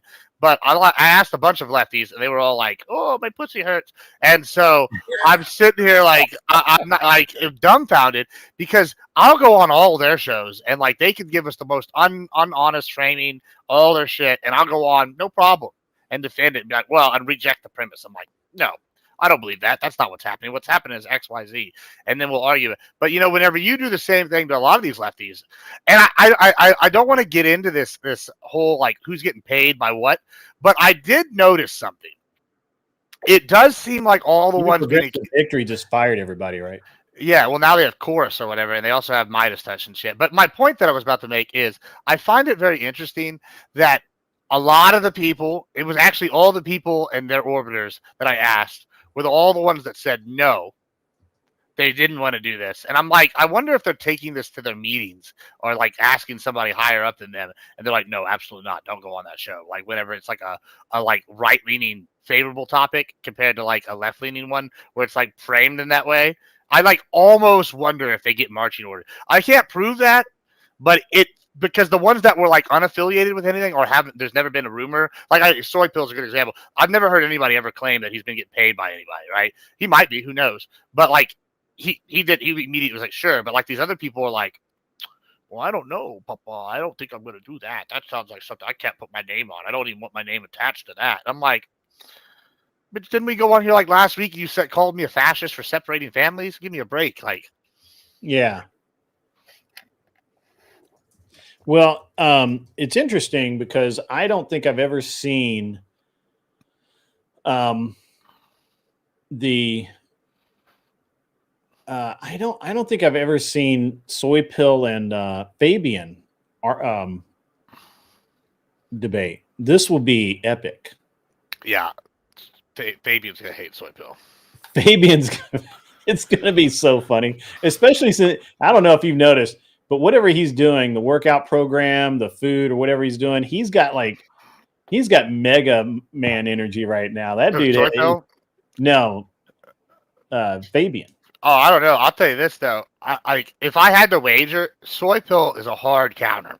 Like debate wise to Fabian. Fabian wants to like monologue or whatever, and Soy Pill is just gonna like roast you. Like and Fabian hates that. Like Soy Pill's kind of like a lefty Gibbs almost in that aspect. Yeah, that's probably why we get along. So I can see this turning into some kind of feisty shit for Thursday. I'm pretty excited. Yeah. They were on a panel together last week, says Binks. That's interesting. Yeah, it was a good one. I think it was on Wix. Yeah. They were insulting each other last week. That's gonna be great then. That's awesome. Yeah, I'm excited. But yeah, so tonight we should push the modern slavery thing in the pre-panel. You know how like Prime does. But like, so yeah, why are you afraid to talk about why y'all like modern slavery? You know what I'm saying? You need to push that narrative because all of a sudden the polling shifts dramatically when they go from separating families to like enabling slavery. Nobody likes that. Yeah. Yeah. What do you think of the prompt at Primes tonight? I think that Prime has a thing about doing topics about women. Because I don't know if you've noticed this, but this is like about the 5th time in the last like 10 weeks where we've done a women AI deepfake related topic. Yeah.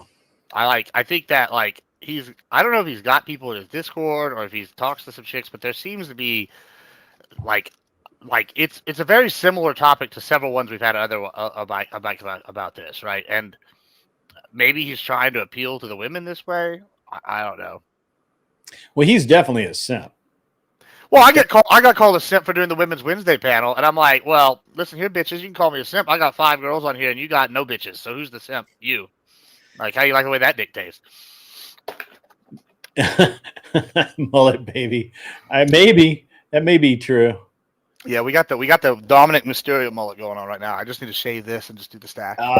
Mullet baby comes out with Prime is still butthurt over a woman he lost to Dylan Burns, a man who's not even in the country now. Oh, apparently there's a lot more to that story. Oh, I've heard several different versions of that story. Yeah, I've heard several versions of the story, but most of them agree that Dylan did Prime wrong, is what I've heard. Oh yeah. No, I 100% believe Dylan and the girl both did Prime cold. They cut him cold, man. Cold. I mean, I like Dylan though, so whatever. Fuck it. I mean, as a panelist guest, he's nice. Where are you at on the real estate market right now? You been watching it lately? I know it's not how you make most of your money, but you know. I mean, so with the real estate I do, I have a lot of land, and most of the land is in South Texas, but I also have a lot of land in like Dallas, Fort Worth, because that's where the ranches were. It was in Justin, Texas, on my dad's side, and all of that land we've converted to like basically oil, or like there's a dude ranch that somebody else owns that they rent for the land on there, and did you know a lot of these neighborhoods they build oil wells and build a house around it. I didn't know that, but I've been on oil property where there's just the wells and then nothing. Yeah, else. It'll be like in a really. So I didn't know this until a couple of years ago, and this oil company, I think it was Exxon, they bought like a bunch of our land. I'm like, this is the middle of a neighborhood. Y'all can't build this here. They're like, yeah, absolutely can. And so they built a 2-story, 3-story house, and then they build the oil well inside of it. It's just a shell. It's just the outside of the house, and then they build a well inside of it. I was like, this is kind of cool. But I mean, yeah, I don't know. I've been buying land, but I mean, it's all farmland from like people in that southern region that are like, they can't compete. Like we're a bigger family ranch, like I think like 69 to 71% of all ranches are owned by families, right? And not corporations.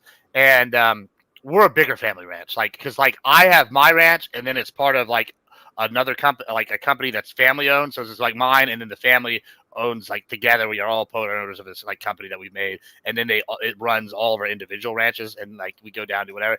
And so we have more buying power and like power. Like we're like a little bit kind of like like what's the word I'm looking for? Well, like insulated Oh, from some wow. of these, Yeah. like from some of these like changes than some of these other places. So we've been buying like land from like a lot of the people around us that are not able to make the money. And the big thing that's making us the most money right now, and I'm a little bit worried about this. Now, I don't like subsidies or whatever, whatever the word is, you know what I'm trying to say, that much. However, Texas has been the leader in green energy, and Trump is going pretty heavy against the green energy. And like right now, we're making bukus of money off the fucking windmills, like bukus, like money hand over fist. And I think it's going to slow some of that down. But you know, I don't know. I think we're going to be fine. I mean, like I said, I've been buying a lot of farmland, and we're all salt grass. And since the wheat prices are high, you know, I'm fucking banging out major money. Beef prices are flying up, and even when they like level out, it's going to be good for us because you know cattle are grown very efficiently here in the United States, especially if you send it for Santa Gertrudis like we do. Yeah. What? So it looks like all of the alternative energy is basically without the subsidies, it just collapses. Like they're not self-supporting. I think Texas will be fine because of the way we built it. It's implemented into its own grid. We have our own grid, right? So we basically have. This is going to sound kind of bad, but it's good at the same time. Texas has absorbed. I feel like 10 years ago, the Texas Republican Party absorbed the Texas Nationalist Party, which is the third biggest party. And about 15 years ago, 20 years ago, they had won a third of the local elections in counties the Texas National Party had like sheriffs and city council members and shit. And so the Texas Republican Party absorbed them. And their official stance, the Texas Republican Party's official stance, is to prepare for breakaway. Not to push it, but to prepare for breakaway as our own country. And so that's why we push so hard on the green energy, the batteries, because we have naturally, like, we can do that. We have the Gulf, we have like Big Bend, we have like all this flat land down South Texas. And I think they do support themselves, but we've definitely been like, hey, give us all the government money, you know, and we'll build it. And then we're just going to take the benefits because we don't have to do all the rules because we're not like plugged into the rest of everybody's grid. And when we do plug in, we sell our shit to them, and then we keep it separate. So I think if it's done right. Yeah, Tennessee sells power as part of the TVA to other states. But y'all got dams though. We don't have dams like that. Yeah, we got dams, we got hydroelectric, we got nuclear, we got it all, baby. Got it all. Solar. We got it all. I don't see anything inherently wrong with green energy. Like, why wouldn't you? It's just so inefficient right now. Yeah, I mean, but it's one of those things with anything. The more you do it, the more efficient it gets. Like solar panels 10 years ago lasted like a year, and then they were like expensive as fuck to replace. Now solar panels last 10 years, 20 years. You know, I don't think they last that long yet, but they're. I mean, sure, in Tennessee they do, and in California they don't. But what's interesting is that really nuclear is where it's at. We have 4 nuclear plants here, and we have cheap energy. And we sell a ton of energy. So yeah, I mean, I don't know. I know my energy prices have gotten much cheaper over the years, especially because of the way we like deregulated. So our market, that's a big thing. Yeah. What do you think about this this Ukrainian girl that got knifed? Yeah, I've been wanting to talk about that. I find it interesting. Like the outrage that people had for Daniel Penny, who basically prevented a situation identical to this. Yeah, the guy was doing like all this stuff, and the guy died. Whatever. If this guy had died like right after he had stabbed this girl because someone stopped him, would you think there would be the outrage? Like say like Daniel Penny had stopped this guy after he killed this girl, and the guy died. Do you think that people would be calling for this guy's head? The guy that you know what I'm saying? I think they would. Do you remember just because Kyle Rittenhouse killed that pedo and that other guy that was a felon that attacked him, and they were like, look at this evil guy that's killing people that are Dems. He's just an evil kid. I think they would. I think that's how far we've gone, to the point that the left is willing to just like concede all values they have. Like, oh, we're pro-Ukraine. We need to save the Ukrainians. Oh, Ukrainian girl dies, and they're like, oh, silent. Because it doesn't fit their narrative about like the crime, and then I have my friend sending me all these videos about Million March protest in Chicago, and then when you look at local polling in DC, people are like, well, we actually like the National Guard here. It's nice, like we're not the crime. They're working with the kids. This is nice shape. And then I see videos of local people in Chicago go, we want We want some crime to stop. And it reminds me that this is kind of why I wanted to bring up the slavery thing on Thursday, that the Dems don't give a shit about these people. They're the party of the Klan. They always have been the party of the Klan. And they're sitting here going, hey, we don't like black people. We don't give a shit about what happens to these people actually. We only want your votes. And that's why the blacks were mad about the illegals getting all their benefits. And that's why, like, this guy stabbing this guy, the Dems are so silent, because it doesn't fit their narrative. And, like, they don't care about the crime, because they want, I honestly am concerned for the Dems in, like, a way, not like in a way that's going to affect it. It's like this radicalization's happened, and so many people now, like 30-40% of the population is like so okay with crime. They're like, yeah, crime's not a problem. And I think that's scary, because we can slide into the fascist state if, like, we go on the right side where we're like, we have to stop all the crime. But at the same time, whenever you have people just going, yeah, don't worry about stealing $1,200 worth of shit from the store. Don't worry about the Ukrainian refugee that got stabbed to death, for no reason. Like, well, something needs to change. I mean, so originally I thought it happened in New York, but it's apparently in, like, North Carolina, which is insane, because you would think that, that's a pretty good southern state. They would actually, I guess it's probably in Charlotte or somewhere like that, where it's more liberal. But man, it's terrible. It's terrible to think. Yeah, personally, I mean, I carry a gun for a reason. Like, just saying. Yeah, I agree. And then, like, even at the local level, like, the Dems are making bad decisions. Like, I'll use San Antonio as an example, right? We're doing this big thing called Project Marvel right now. And it's basically building a new Spurs stadium and a new entertainment district downtown. And it's going to cost $1 billion. Well, the Spurs said they will pay $500 million or $300 million. Was it? Hey, Destiny, was it $300 million or $500 million for the Spurs? Do you know? The Spurs, whatever. It's like a lot of money. And so they said they would pledge. Yeah, Destiny over. Is he hanging out? Yeah, Destiny Rose, not Destiny the pedo. So they said 300 to 500. Well, then the city goes, okay, well, we're going to put a bond, and it's going to tax everybody. Well, all the fucking people in San Antonio were like, bro, we're fucking dying in taxes locally. We don't want that shit. And, well, so the group that 20% owns the Spurs said, well, we'll fucking finance it, and we'll pay the other half. Well, the mayor of San Antonio, Democrat, said they don't want to do that shit. They want to they're like, we don't want to be beholden to owe y'all favors or anything, and we want to tax y'all. Bitch, nobody wants to pay these taxes. Like, it's crazy. Let them build this shit. Why do you not want more jobs? The construction jobs, the local economy is going to benefit. We're going to keep our pro team. Like, it's so fucking asinine. We'll have another stadium. People are like, well, the Alamo Dome. Well, we fucking use the Alamo Dome for every fucking thing. It's a convention center everybody uses. It's iconic. Like, we don't need it. Like, it's just so fucking brain dead. Some of these moves at the local level the Dems are doing, and they're like, why are we so unpopular? I saw that Republicans had gained 2.4 million voters and Democrats had lost 2.2. And it's just like, I just can't believe it. And then they're sitting here doing the same thing, like, oh, Newsom's over here. They're literally, firefighters are saying they don't have water in California and Los Angeles. And it's just like, they're making, like, right now. And they're saying, oh, it's filled. And I'm just like, how are they doing so bad locally? And have they always done this bad locally? Like, I guess so. But, like, I guess now that the Republicans have gained traction with the media, like, it's just way more obvious and they can't hide it. I don't know. I mean, you're not wrong. You're not wrong. I just, I really can't, I can't get over that we probably need, like,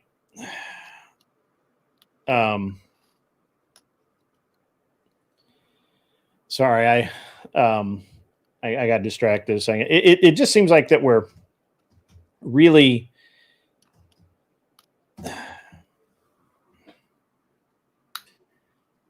it's like we're really out to lunch, right? Like, I don't understand why everybody doesn't carry a gun, because why wouldn't you, right? Like, why wouldn't you, or carry a weapon? And this dude just knifes this person behind their back. To be fair, I don't think it would have mattered if you carried a gun in that situation. No, well, not for the girl, but that dude would be dead. Like, Yeah, somebody else would have shot him. Yeah. yeah. And I mean, I haven't seen the video. I need to watch the video. I've seen brutal. parts of the video, but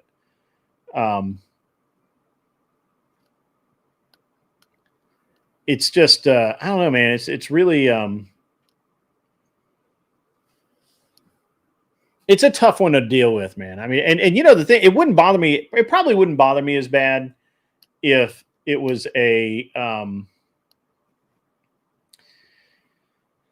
if it was the, what am I trying to think of here?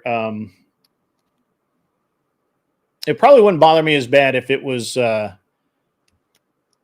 not for Daniel Penny and other things like that, right? Like Kyle Rittenhouse.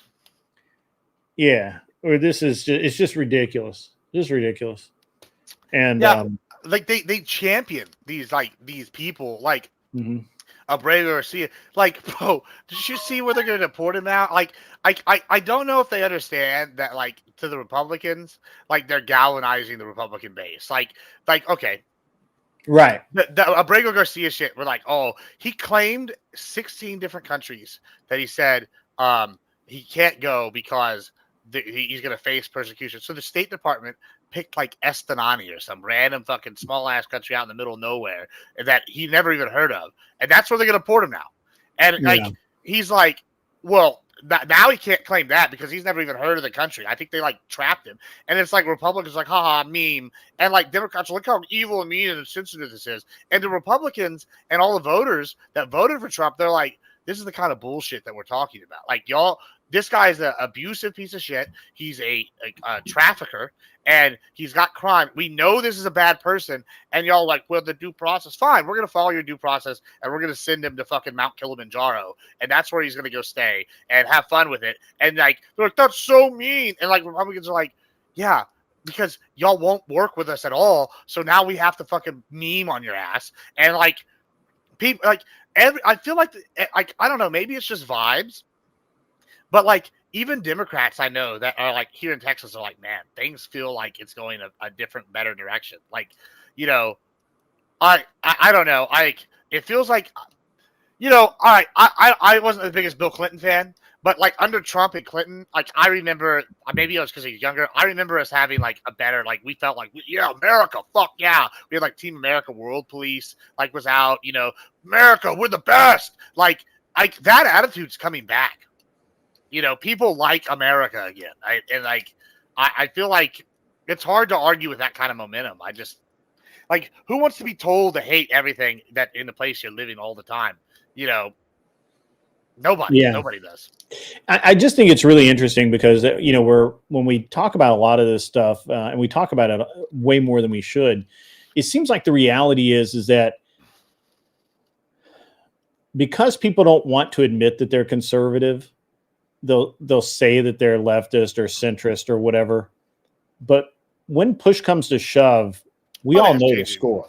We all know the score. They don't agree with those the leftist. Well, they might agree with them on like one thing, like, you know, and actually I was talking to somebody the other day and they were like, well, you know, I just can't agree with Trump on, I forget what it was, immigration or some crap like that. And I'm like, well, but what about everything else? Oh no, I'm with him on taxes. I'm with him on this. I'm with him on, you know, Ukraine. I'm with him on all that. I'm just, you know, it's just, you know, it's all this violence against these illegal immigrants. And I'm like, well, they're here illegally. I mean, they're the ones that are causing the violence. Well, I'll tell you what's helping us.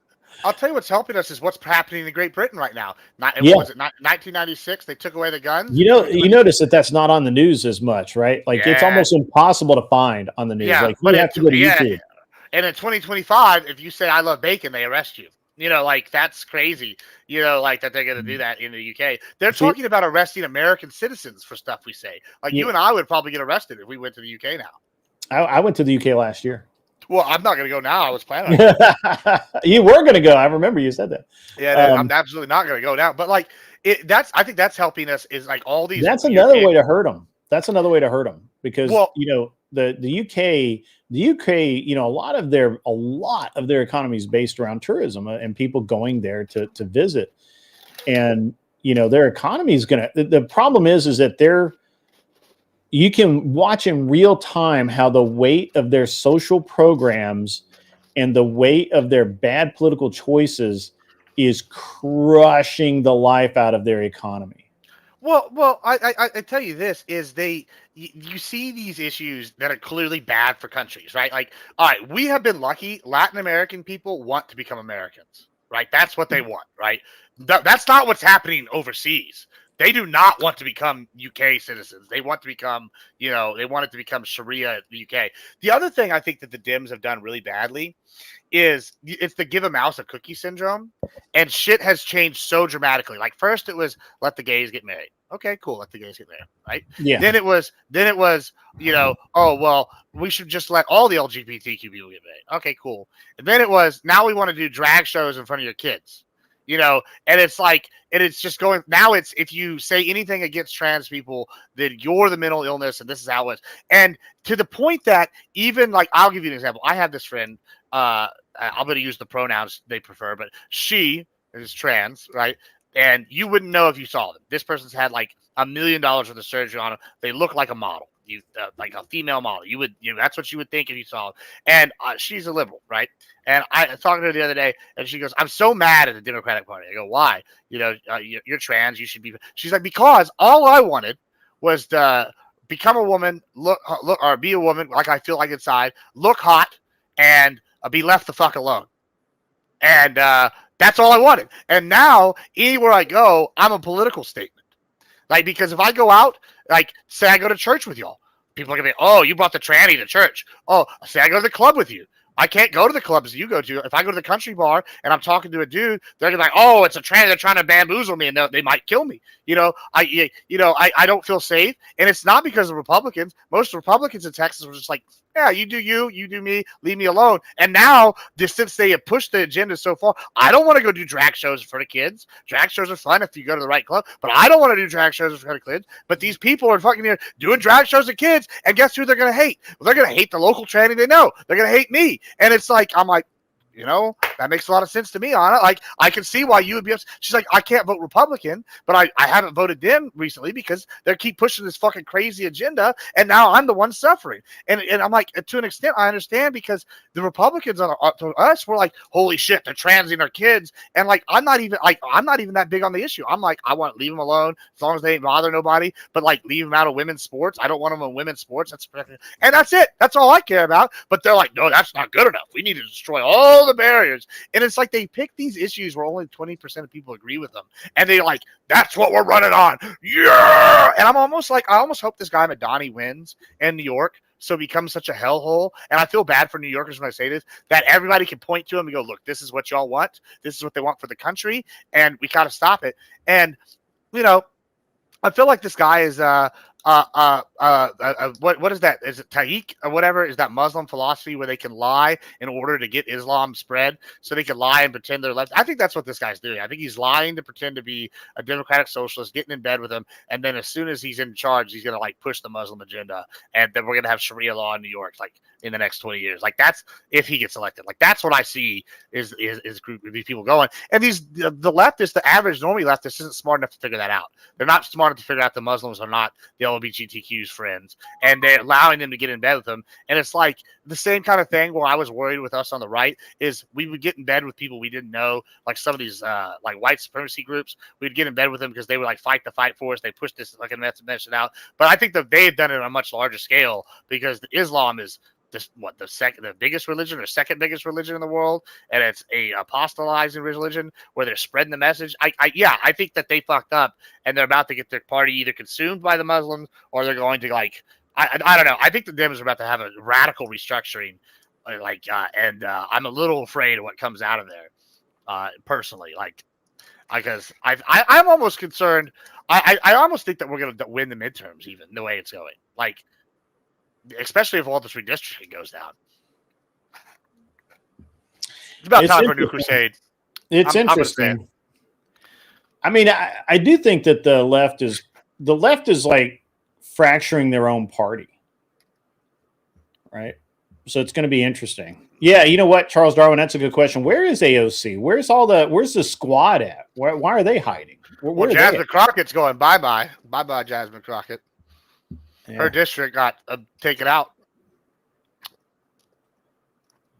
It'd be very interesting. Yeah, I mean, well, AOC is the one pushing it with Madani. She's big on this. She's pushing. She's like the new leader. I think this is going to be a good thing. I think that if they go so far radical, they're going to lose the middle, and the middle is going to have to vote Republican or not vote, which works just as good for us. What's interesting, it's an interesting take that you have. I do believe that the left is fracturing a lot of the party, right? Like they're fracturing their own party to the point where the left, a lot of times the leftists don't even know what they're voting for. And that actually, I was having a discussion the other day about how,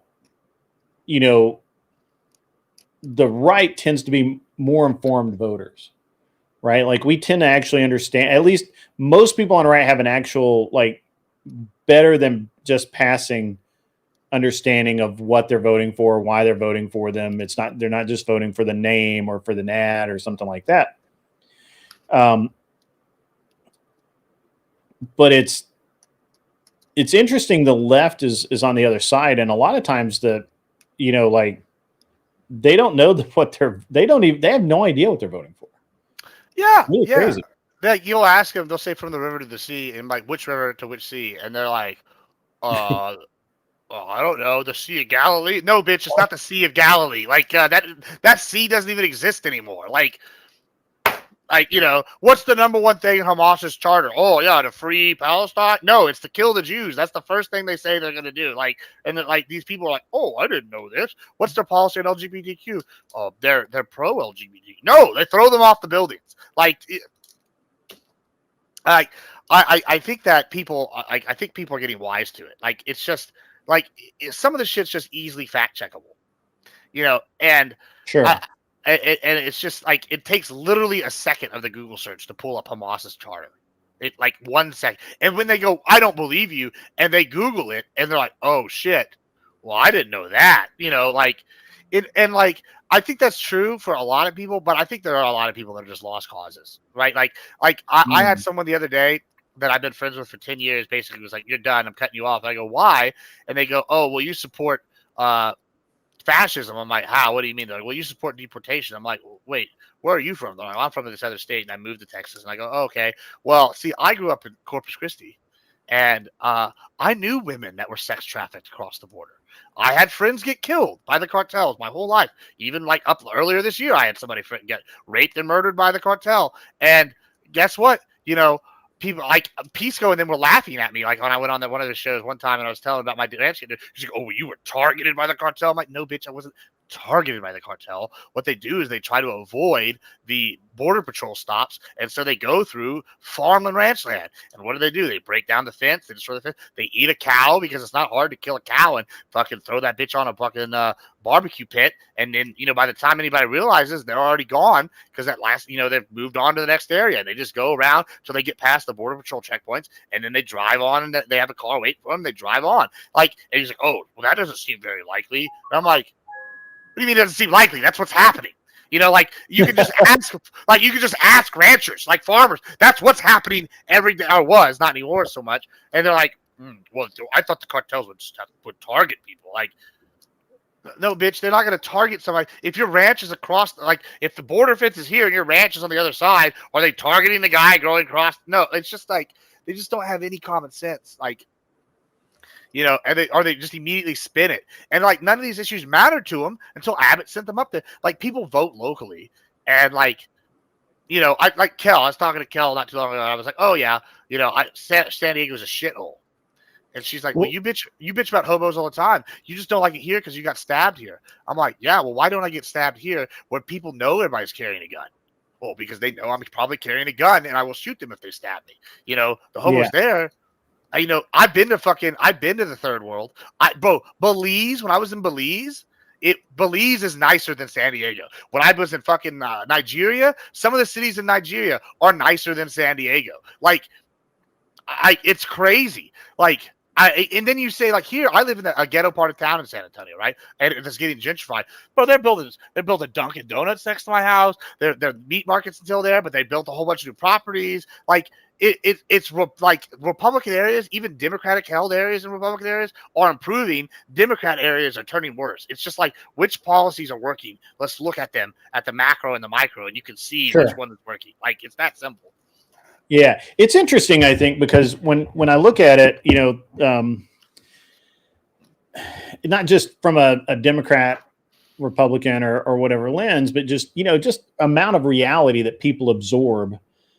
It seems like there are people like Prime. I thought Prime was going to gag on his own tongue when I told him that I didn't care if New York fell into the ocean. It would not affect me that much. And they're like, oh, it's a financial center of the world. And I'm like, not anymore, Dallas. Well, I was like, well, but all that shit's on computer anyway. Who gives a fuck, right? Like, literally won't miss a beat. Well, yeah, like I said, Dallas has. There'd be a lot of Rolexes out of circulation, right? Like, let's just be honest. There'd be a lot of. They won't. They'll just move to Dallas. They literally have all their headquarters are moving to Dallas. Like, we now have. Well, there's a lot of Rolexes in New York. If it just went away, then, you know, there'd be a lot of. Well, yeah, there's a lot of Rolexes in that got stolen from the Rolex store. That's Yeah, right. Those are the ones that are going to disappear. Not the rich people. They can afford the plane. The reality is like, what good does New York City do anybody anymore? I mean, it used to be a financial haven, and it used to be all of that, but now you can't go. Like, I can buy diamonds cheaper basically anywhere in the country than I can in New York. Like, I wouldn't go to New York to buy diamonds anymore, right? Like, that used to be a thing. You go to New York City, you get a good deal. Well, also. Like, this is going to sound bad and good. So I actually have a diamondology degree because I sold, which is not impressive. I was like, you got all these degrees. Diamondology, you just do is like a 3-month course that you can take, and you can get your little degree. And so the highest quality, like, you know, that you get from the ground, you know, they have is like VVS, right, 2 or VVS 1, right? And then, like, those are super rare. So, you know, I bought this chain not too long ago, right? I like my bling. I like it a lot. Sure. You're a bling guy. I got that. This is 14 karat gold with diamond, right? But I didn't buy fucking diamonds from the ground. I guess I bought lab created and I got this for a few $100s compared to if I went and got the one in the ground for $1,000. And these are all VVS quality. Everything's perfect. There's no flaws in any of them, right? And so I can go out here and look like I'm fucking 50 cents and at the same cost, and it'll still diamond test. And it's like, why would I ever buy potentially a conflict diamond whenever I could just buy, you know, the lab created one? It's like, people don't like, I you know, maybe it's the status symbol of, oh, I got my diamond ring from the Congo or something, but like, it's harder and harder for like the Beers company, which owns like all the different, like all the diamonds. Yeah, there's all like a few independent ones, but they own like 80%. So for the, like, it's harder and harder to like sell this shit. Like, why do people are just getting wise to what the scams are now? Well, it was never rare for years. That's an interesting point. I mean, not that this is what my show normally talks about, but did you know that like, they're artificially scarce, Crackle. There are more diamonds than basically any other stone except for maybe limestone on the planet. In fact, rubies and emeralds and sapphires are actually more rare and worth more than diamonds. This is a crazy story. I had a guy come in when we were selling something. He walked in, he had a ruby the size of my hand. And he walks in, and we got, like, we tested it. We had somebody from the home office come in and look at it. And he goes, where did you get this? And the guy goes, oh, my grandmother had it for like however many years. And when she died, I got about 10 of these.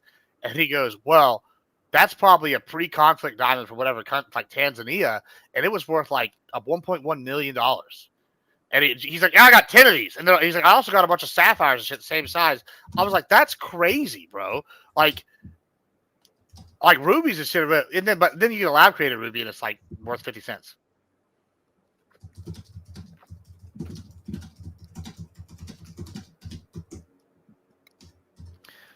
Well, moissanite's not the same as a lab-created diamond. That's a misconception, by the way, chat. Moissanite's actually a different thing that also will pass a diamond tester, but it's different than a lab-created diamond. There is a slight difference. I know that is confusing, but you can. But yeah, my wife actually, because the Chinese culture, the wedding ring isn't a big thing, right? But she wears one because she's an American. So she has a massive diamond ring. It was cool. But this year when we were on the cruise, we bought her an equally massive emerald, and I like the emerald better actually. Yeah, I like. I mean, I'm pretty sure in the in my closet I have a bag of fucking industrial diamonds that we use when some of our leather products. You like put them in there, they'll sparkle. Just like it's like a powder. It's just like a powder. It's like what you use on drills to like sharpen them and shit. Yeah. And yeah, I don't know. I like my bling, but yeah, I don't know. I like if New York disappeared, Dallas is take over. You know, California. We would be better off if California disappeared. Honestly, like, sorry, Cali guys. Yeah, either way. Like, there's a reason all the Republicans in California are moving to Texas. Opals are nice too, Charles Darwin. I love opals, especially fire opals. And also, I saw the chat bring this up. Fuck lab created meat. I don't want that. That's another thing, actually. We're not going to go that lab created meat thing. It's the left will do this a lot, where they'll say we should just have this option, and then they'll mandate it, and then they'll get rid of the cows. Like that's what they do every time. Like they're like, we should just be doing this, and then we should allow this, and then all of a sudden it's like give a mouse a cookie, and now we have trans drag shows. It's the same concept. I'm just waiting for them to start giving us corpse starch. And the bugs, eating the bugs, bro. Yeah. What do you think about sorry, I'm getting a little bit off, but we got talking about the diamond market and all that. You know, you should get on is that Abers baby, my friend. She's like a high level executive for a major. Who's that? That girl Abers. You've been on with her a few times. She's my friend. She's I'm not gonna say which jewelry company she works for. She works for one of the biggest non-De Beers companies. She's I don't think I've been on with her. She's a vice president of sales for them for the southern region. Okay, so do you actually? So the other night you had a panel, the all girls panel, and there were two girls that I didn't know on there. Yeah, I was doing really good. It seemed like that they didn't have as much to say. I can't remember. It was something Pixie or Fairy or something like that. Oh, Fairy Queen. I don't know. Fairy Queen gave us a lot of lectures. Yeah, and then the other one was something that started with an M, I think. Mila, whatever. Anyway, we had Sarah. I knew Sarah. You know, obviously I knew Sarah. Mel Heasey, and yeah, Mel Heasey is who you're talking about. I can't remember who the other ones were. It was Mel and Fairy Queen were the two probably you didn't know. Yeah, Kel, but yeah, Fairy Queen was probably the one who talked the most. She's an English lit person. She's got some interesting ideas. I think she's one of those people that that's very educated, but like has lived a very sheltered life, right? Like she got mad at me one time. All right, I'm Hispanic, and I had another Hispanic guy in our chat in a voice call with me. And he's not a very nice guy. He's funny as fuck, though. His name's Poses. And we brought up cheating and how it's like ingrained in Hispanic culture. And Fairy Queen was like, my ex never cheated. I was like, well, I hate to break it to you, but Hispanic culture accepts cheating to a degree. Like it's almost expected, right? Like telenovela, like it's kind of glorified. You know, people complain about it, but like it's an accepted like part of Hispanic culture, right? Like you'll like take your man back, like. And she but she wouldn't accept that. And I was like, she's like kind of like lives in like a very narrow bubble. And I'll get this a lot from people online where they're like, oh, you just go to the bars. Yeah, that's only your segment. I'm like, well, I hate to break it to you. Most people go to bars. Like it's a smaller segment of people that don't drink, that stay online than it is on the people that go to the bar. Now, I'm not talking about the clubs. But like to go to your local bar down the call, shoot some pool and drink, that's a much more common thing. Yeah, even I did that when I was younger. Yeah. Yeah, I mean, even if you weren't drinking, but everybody will go and like shoot pool, Fast Eddie's or something, you know, like or whatever, or like whatever, like local pool. You know, that's a common thing that people do, and she won't accept a lot of this stuff. I wanted Mel on there because I wanted her to be a hard counter to Buckaroo because Mel likes to fight people. And so she was sitting there saying men don't like to fight or men shouldn't be encouraged to fight. I was like, wait a minute, Mel, don't you like to hit everybody in the mouth when they talk shit to you? And that's kind of what I had her there for. But she didn't really dive on into it too hard. I don't. I mean, I used to go to bars with my friends. That was always the designated driver. I used to that, or I would just kind of hang out, make sure that everybody was going to be okay. But I probably haven't been to an actual bar since last year for the crypto conference in Nashville. So what you're saying is that we're doing Everclear shots, is what you just said. No, I'm not doing everything. I don't drink that. We're just gonna skip from the normal shots to the I don't drink ones. No, I don't know. I'm pretty excited with the big con. I'm pretty excited for TwitchCon. This is gonna be good. Yeah, I'm getting ready to go to TwitchCon. I've got a pretty. I have something every month for the next few months. That's how I am.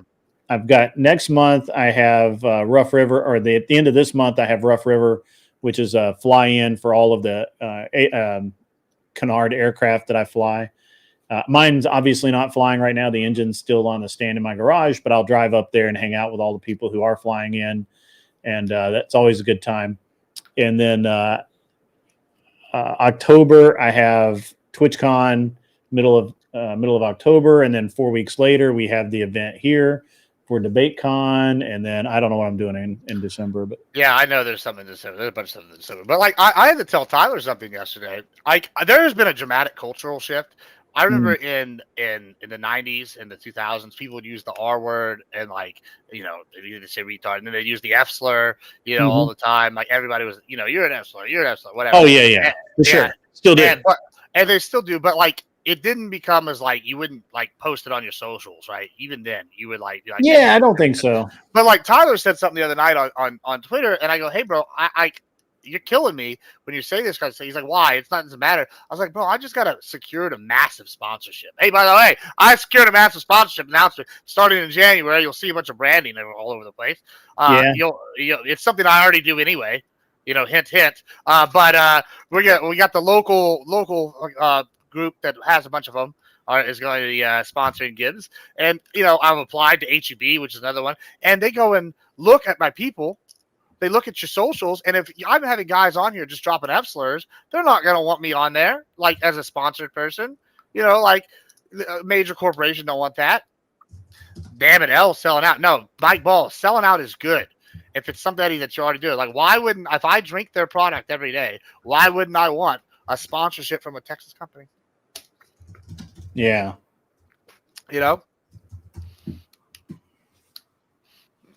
Yeah, I would sell out, but nobody wants to buy, so at my price. So Yeah, don't worry. It was a steep price. They basically it was an advertisement thing.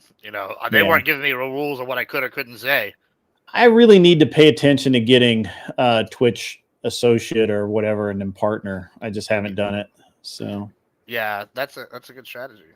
I mean, that's not where I got the sponsorship from. This is from I went to the local people, right? Got the franchise people.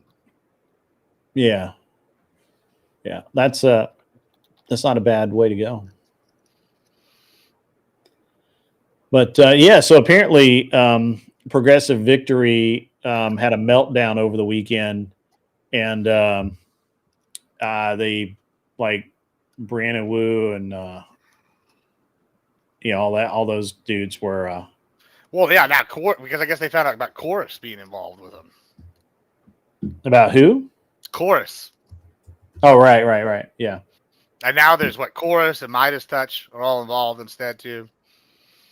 I posted a drama link about it in my chat, and now all the people that were in PV are trying to reframe the story, doing a little revisionist history. Yeah. So if y'all want to, someone posted, Cope and Seed posted a pretty in-depth thing about two of the people on Twitter, and I posted it in my drama Discord. If y'all wanted to catch up and understand all the ins and outs, I still don't understand all of it. I don't have a problem with being sponsored by people. If it's for advertisement. Is this the second meltdown for them though? Didn't they have one with Hassan Piker? Well, I think they're tied together. I think that. Oh, okay. So I think with PV, okay, this is like how I understand it so far. PV had the initial drama, whatever that was. Yeah.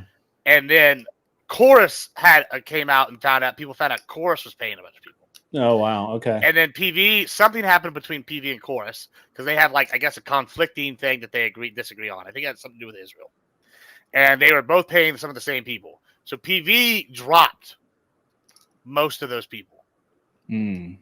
and now the people from PV are trying to reframe the original drama in a different light than it is now, and I don't know. It seems pretty complicated. Right. So just because I haven't really been paying attention to that the last few days, so let me just understand. So back the first week of September, apparently Hassan displayed like a mailing label or something that had 3 of the Destiny supporters' addresses and phone numbers on it. Oh yeah. That's a whole different thing too with it. It's all involved. But like, okay, on the fundamental side, Grid, like, all right, like I just admitted I'm going to be getting an advertising sponsorship, and maybe I'm going to get another one, right? Yeah. Neither one of those companies are going to tell me like what I can and can't say. Like they will say like no hate speech or something, and like their version of hate speech would be like, don't call someone the F slur, Right. right? Like that's not hard to It's do. gonna be rough for you. Oh yeah, I mean, because I'm dropping them all the time, right? I honestly, if you have to use slurs, you're not very creative. Like, get better insults. Like personally, like I don't need to use the N word to make somebody feel like they want to kill me, right? Like, I'm gonna roast the shit out of you and never use a slur once, right? But at the same time, if say a super PAC showed up, let's say I made Gibbs PAC, or you and I made one. We'll call it GG's, Gibbs and Grid or something, GG PAC. And like we have pretty similar views, like for the most part. You're not fully libertarian, you have some libertarian leanings. You're not fully libertarian. You're more Republican. We're not fully MAGA, but we're in like adjacent, like we could probably make a pact and agree on 80-75% of the shit, and we could probably push it. And we could go and find people we believed in, and they'd pay them, and those people would probably pay. Like, or if I came in and say it was just me, and I was like, I'm going to pay you $1,000 a week, Grid, and we're going to sit down, we're going to talk about these topics, and we're going to et cetera. Like, I wouldn't have a problem with that, as long as you disclose it. As it happens, I said last year that my goal with my channel going forward was to specifically during the midterms coming up, that I want to get paid to say the things I'd say anyway. And I want to work with a PAC, right? Like I have no problem with that. If you get one, that's when they pop up. Huh? If you get one, remember my name, be like, I got another guy.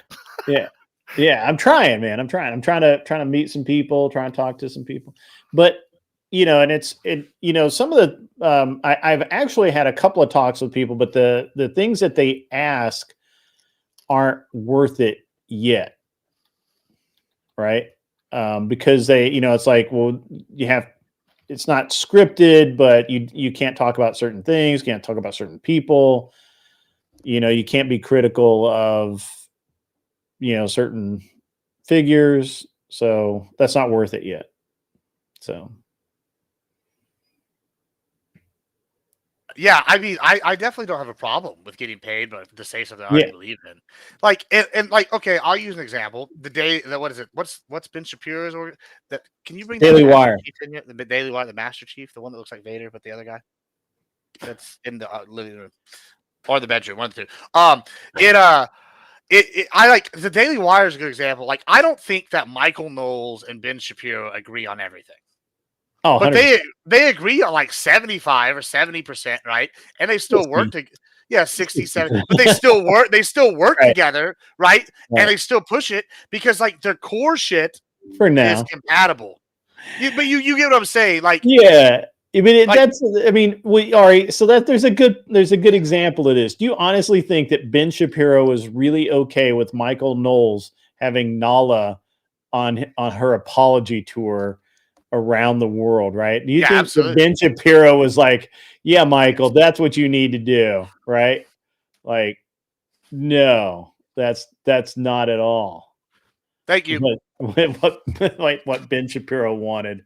Well, you say that, but Ben Shapiro's a Jew, so why would he give a shit? Also, like, if you were a Christian, like, I know that people want to bash. Because I think that, Jew or not, I think Ben is has more morals than I give him credit for. Well, okay, just to play devil's advocate on this one. Sure, please. Okay, say you're a Christian. Mm-hmm. Okay, What was it? Jeffrey Dahmer, for example. Like, I have gone to many a fucking church camp. I've gone to many Christian like seminars. I've gone to church, and one of the most famous stories you hear is about how Jeffrey Dahmer, towards the end, accepted Jesus Christ. Right, and Right. he accepted Jesus Christ, and the whole story is, if an evil man like Jeffrey Dahmer, who killed and ate people, can accept Jesus and get to heaven, then anybody can, right? And we see that story in the Bible a lot. Like, let's just look Old Testament. Ruth is a good example. We Yeah. can find all these, and New Testament. There's all sorts of people. The centurion that allows Peter to start talking to the Gentiles, when they have all these different examples, right? If Nala actually believes that she has came around and become a Christian, and I can't speak to that, then that's the exact person you want to have on all your programs. Now, I get that a lot of people say she's grifting. Well, But- I had no problem with her being on the. I mean, my personal viewpoint, right, is that I didn't have a problem really with her going on and talking about her experience and that sort of thing. The problem for me came when she started trying to quote scripture.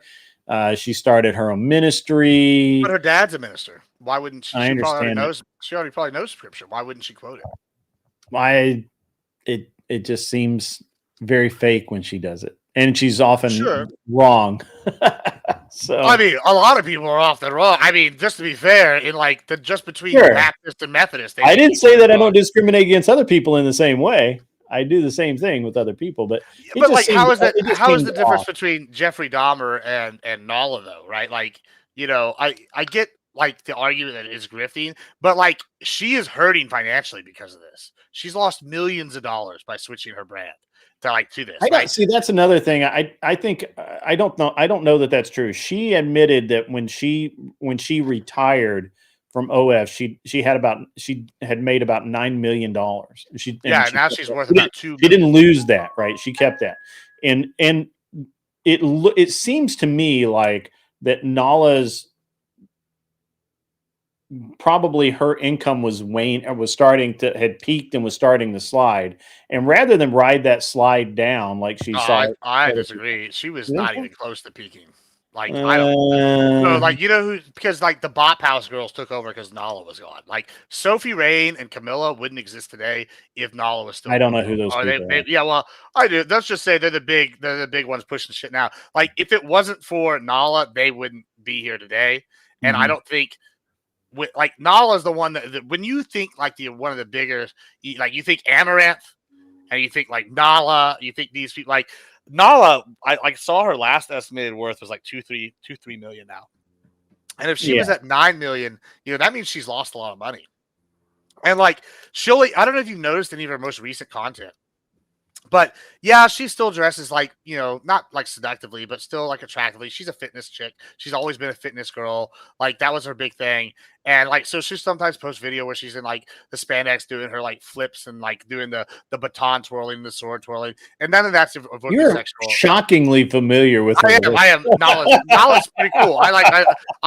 Nala's hot. Don't worry. I like whatever. But my point, I follow all these social media influencers.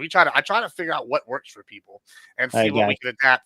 And what works Nala, for people. Gotcha. All of her new branding. I mean, I don't have her OnlyFans or anything. I don't subscribe to any OnlyFans. Why do that when there's free porn? But anyway, like, somebody's downloaded it anyway. Yeah, somebody. But like with Nala, though, if you've noticed any of her recent shit, she'll like post like the highlights where she's like, I had it all. She'll like show highlights where she's on all these different shows. I had all these red carpet interviews. And she's like, and now, I've given it all up and I'm actually happy. I've given it to Christ. She's like, I encourage other women to leave OnlyFans. Like, her messaging seems like, at least, I get the want to believe it's a grift. But like, Well, I don't. It's not that I want to believe it's a grift. I'm like, it is obviously a grift. So, but and I don't even have a problem with the grift. I had more of a problem. I have my weird thing. My weirdness here is that Michael Knowles took her on like a comeback tour, like which isn't Michael Knowles a big Christian guy though? Yeah. But that's my point, right?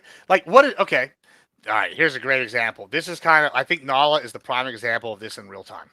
Okay. In real time. Do you remember the story of Zacchaeus in the Bible? the tax collector. Uh-huh. You know that story? Which one?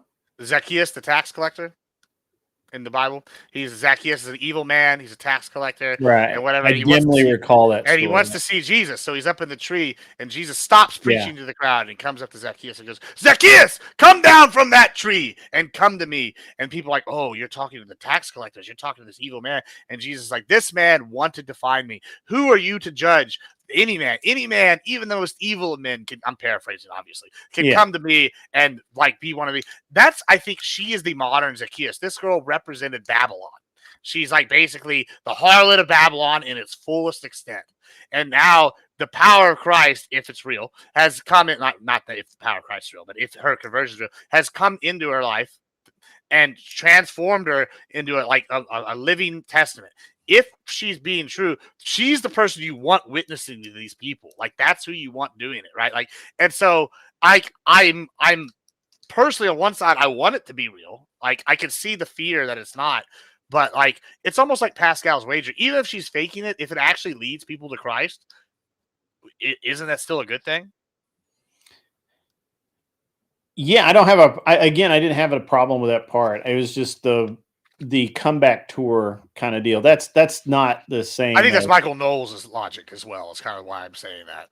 Yeah, I don't think it. I honestly don't think that it aligns with that parable that you aligned it with. Why don't you think so? Because there's no reason for Nala to do that. She could easily just find. That's why. That's why I think it's a real thing, because there's no reason for her to fake it. No, I mean, there's plenty of reason for her to fake it. It's money.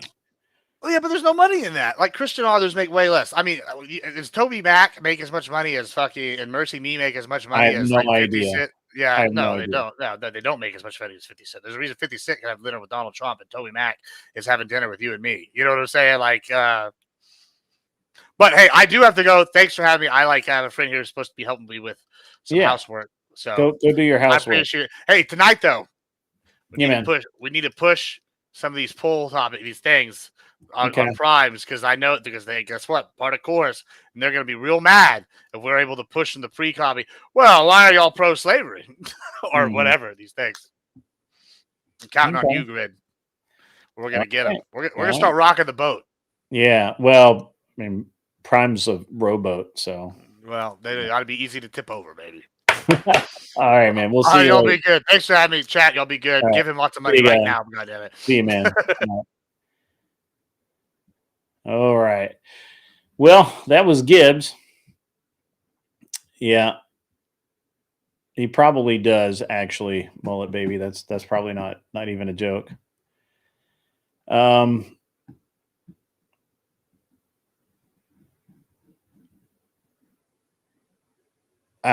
We're learning way too much about IA out there.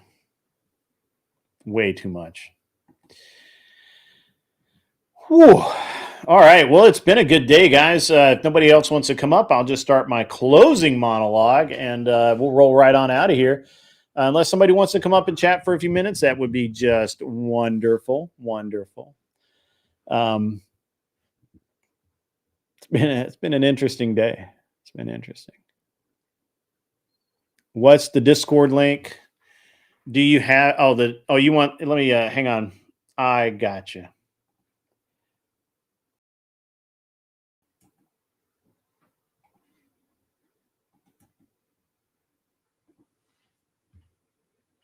I should really get this set up in the bot. You go get the link in Discord, Darwin, and then it takes you to the once you have the link. I use Streamlabs, not StreamYard, but it's kind of the same thing. I did get your message. I just haven't had time to watch it. Midnight Newton. I will watch it, and I'll Discord you back.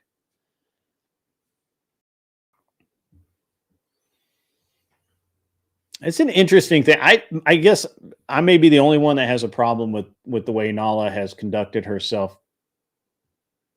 I guess I'm the only guy that thinks that it's kind of weird, kind of fake. Not fake Christian, but fake, like, I don't know. Hard to explain.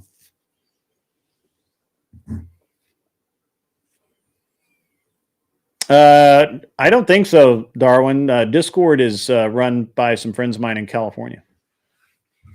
Actually, I shouldn't have said that, but so TikTok is definitely Chinese, owned by an American now, I guess.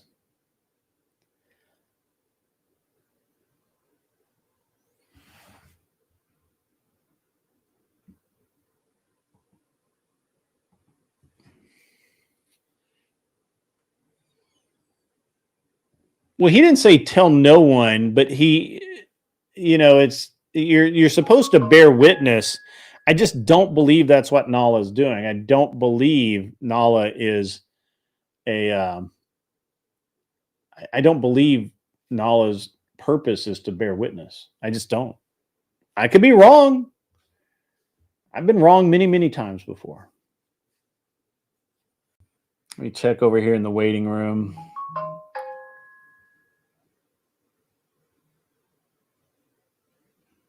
Nobody in the waiting room.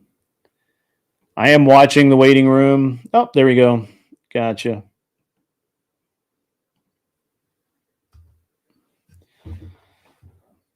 Nope, wrong button. Sorry.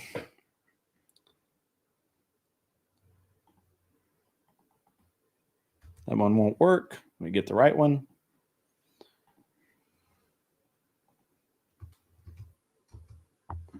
There you go. There's the right one.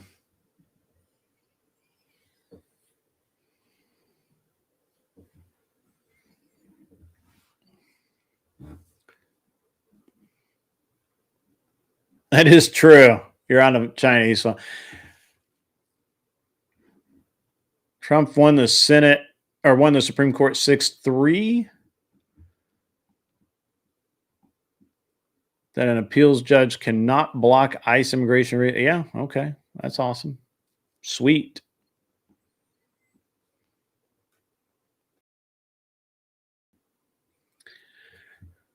Yeah, she's a 10 on both axes of the crazy hot matrix.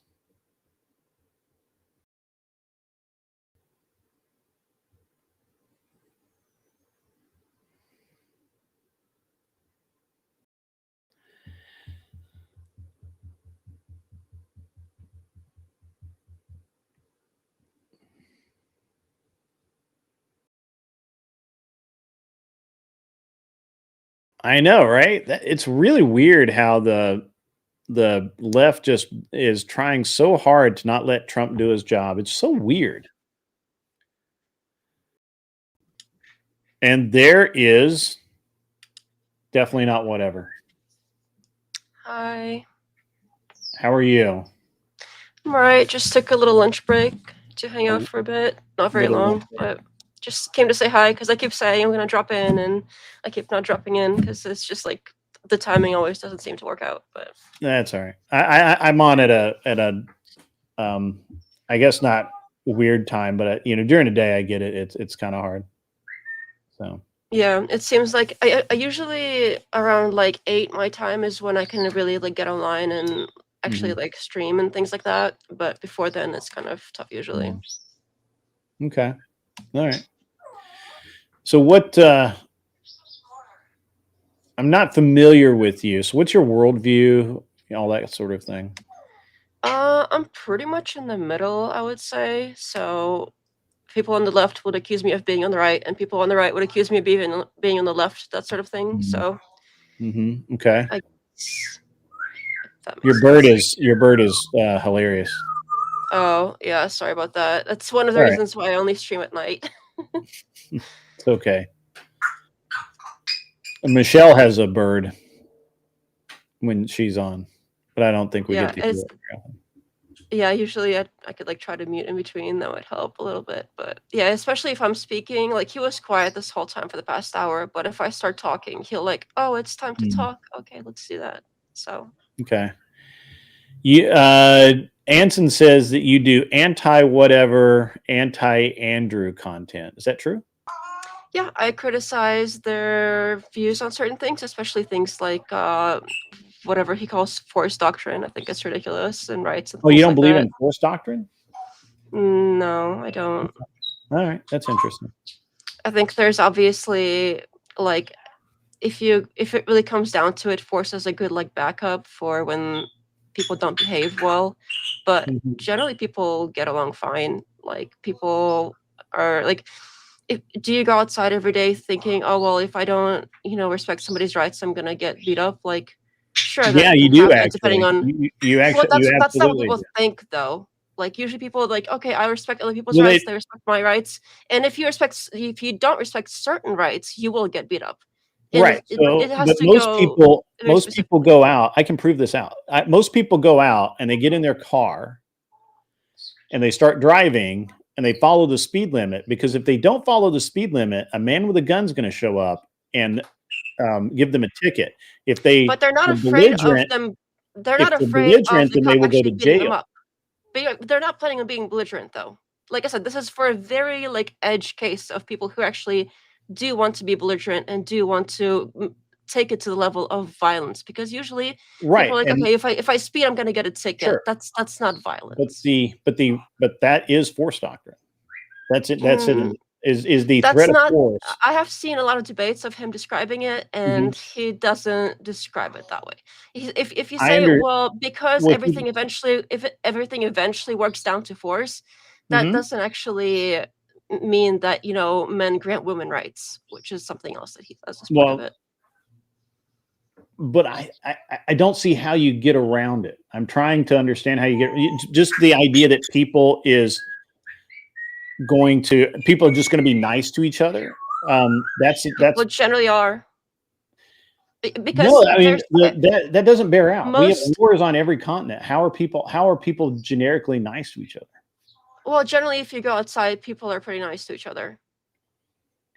Like Okay. most of all, as far as like respecting rights, Mhm. at least in this country, like where we live, it's where we actually have legal rights Mhm. and codified in our law. Mhm. Here we basically respect other people's rights What gives the because law weight? they respect ours. So if you don't respect somebody's rights, you're usually afraid of getting something like a ticket, or people are gonna shame you. You're gonna have trouble finding a Well, job. You're gonna no, have people don't trouble. shame people You're anymore. gonna have trouble getting a That'd be good if contract they with did. somebody. It's mostly like financial type things and just like getting along But and if being you part of don't society pay type the things. financial fine, which you Yeah, but have most to people pay, do. I understand. You I do understand that because eventually if for it the side. escalates, eventually it gets to force. Well, This is like the I said, if problem. it This is escalates, the thing which that it usually negates your doesn't, idea of force doctrine. Force doctrine but is it usually doesn't. it Like I said, does. edge cases, I'm not disagreeing that those few edge cases that people want to be They're difficult not and edge really though. want, How full they're of our pretty edge prisons right now? compared to how many people actually respect the law and how many people actually do pay the fines. How many It's just people are in very prison? rare for it to get down to violence. How many people Like the are in prison right now? very small percentage of the population. How many? It's not a What small percentage? percentage of the population, Okay, and a what large percentage of the percentage of population the is in prison? population have, in fact, had been in jail or otherwise contained. It's What perc- actually really what weird. percentage of the population is in prison? And I would say a lot of them are for nonviolent crimes such as drugs, which I would say their rights are being violated by the government. Not that they violated rights and they got in trouble. If It's the they government is violate the being messed up. law, then that's violating. Yeah, but violating the law doesn't mean violating rights necessarily. Sometimes it's the same thing, but usually not. Usually it's you did some drugs, and that's not Yeah, violating anybody's rights. sure, and we could talk about that, but right now we're talking about the fact that force doctrine is the doctrine. There is nothing else. I Yeah, mean, but your reasoning for that eventually, it is that always most reduces down people to are somebody is going to hurt you, or if you don't, it always reduces down to that. I mean, there's no case where it doesn't. that's not even if that was true, that's not a reason to say that men grant women rights Okay, or so all that right, so rights are what well, granted I think the granted by reality force. That's not. is that what I mean, I don't understand how it's not that, but okay, I'll even we'll Doesn't just follow. for a moment we'll set that part aside. So if we're going to talk about, if you want to say you don't understand, you don't think men grant women rights. Do men grant rights for everyone? No. Who grants the rights? Rights are, well, it depends on what your beliefs are. If you're religious, then rights are granted by God. If you're not religious, it's more of like it arises naturally from like empathy and mutual cooperation and mutual respect for like if people respect my rights, I have to respect their rights. That's We don't have to. what most people think. Yeah, you don't have to though. Like I said, there's edge cases, but we don't make No, I think that we I think don't it's make still this forced common. doctrine because there's edge cases that sometimes it develops into violence. Sure, sure. But if you were to, I really got to get you. Yeah, I know she's changing the goalpost, Charles. It's fine. This is a conversation. It's not a debate. Calm down, folks. Calm down. And okay. There's no moving the goalpost. It's just if I grant one thing, which I still don't grant, but for the sake of conversation, Yeah, if I grant that it is force, which I still don't. It is fine. It's fine. I don't think she's a soccer mom either. I'm just saying. Maybe. I don't know. So I guess where I struggle with your worldview is I think you rely on this idea that society is naturally good and positive, and I would say that absent the rule of law, then it becomes even more centered on force doctrine. I think what your point of view is based on the fact that we currently have rule of law, and those laws are enforced with force. That's where the word enforce is. Again, even if I were to grant that things eventually go down to force, therefore rights, even if I were to grant that, which I don't, Sure. but let's say I do, that still doesn't equate to man grant women rights. Okay. Because it it's would be not, men there's grant. no, So it would, because men grant rights, right? That's no, men. they don't. Okay, who does? Like I just said, if you're religious, it's God. If you're not religious, it's like a mutual thing. And if you really think it's because of force and because of government, then Gotcha. the government codifies the rights, and it's the government, which is not men. It's the government. There's men in the government, there's women in the government, and there's no reason to split it up by gender. That's like saying, oh, well, because all of the people in the government have short-haired people grant rights to the long-haired people. Well, I think we can. I think we actually. It's just arbitrary. Just splitting it by gender is completely arbitrary. Okay. I think that you're conflating two things, but we'll get to that. I'll delve down into that in just a second. So first, it is in fact a fact, and we can't get around that, whether or not you find your personal morality in God or a code or a feeling or a fairy dust sprinkled on your head, at the end of the day, society is ruled by law. We live under a series of rules and a series of laws, and those things are enforced by men with guns who use force. Now, I don't think we can get around that. We can talk about how in theory that it might impossibly work, that we could have some utopia which has never existed. Okay, hang on. Let's set aside the fact that it's force. Okay. I'll grant that because I really don't have all day. I have like 10 minutes. I'm getting it. The women thing. Okay, let's just it's men with guns. It's not just men with guns. It's also women with guns, and specifically guns. Okay. So guns are an equalizer when it comes to force. Sure, I agree with that. Actually, I think that that's true. I just. And what about the rest of the men? Do you just say men in general grant women rights? Because why say men? Why not say people who are in the police or the military?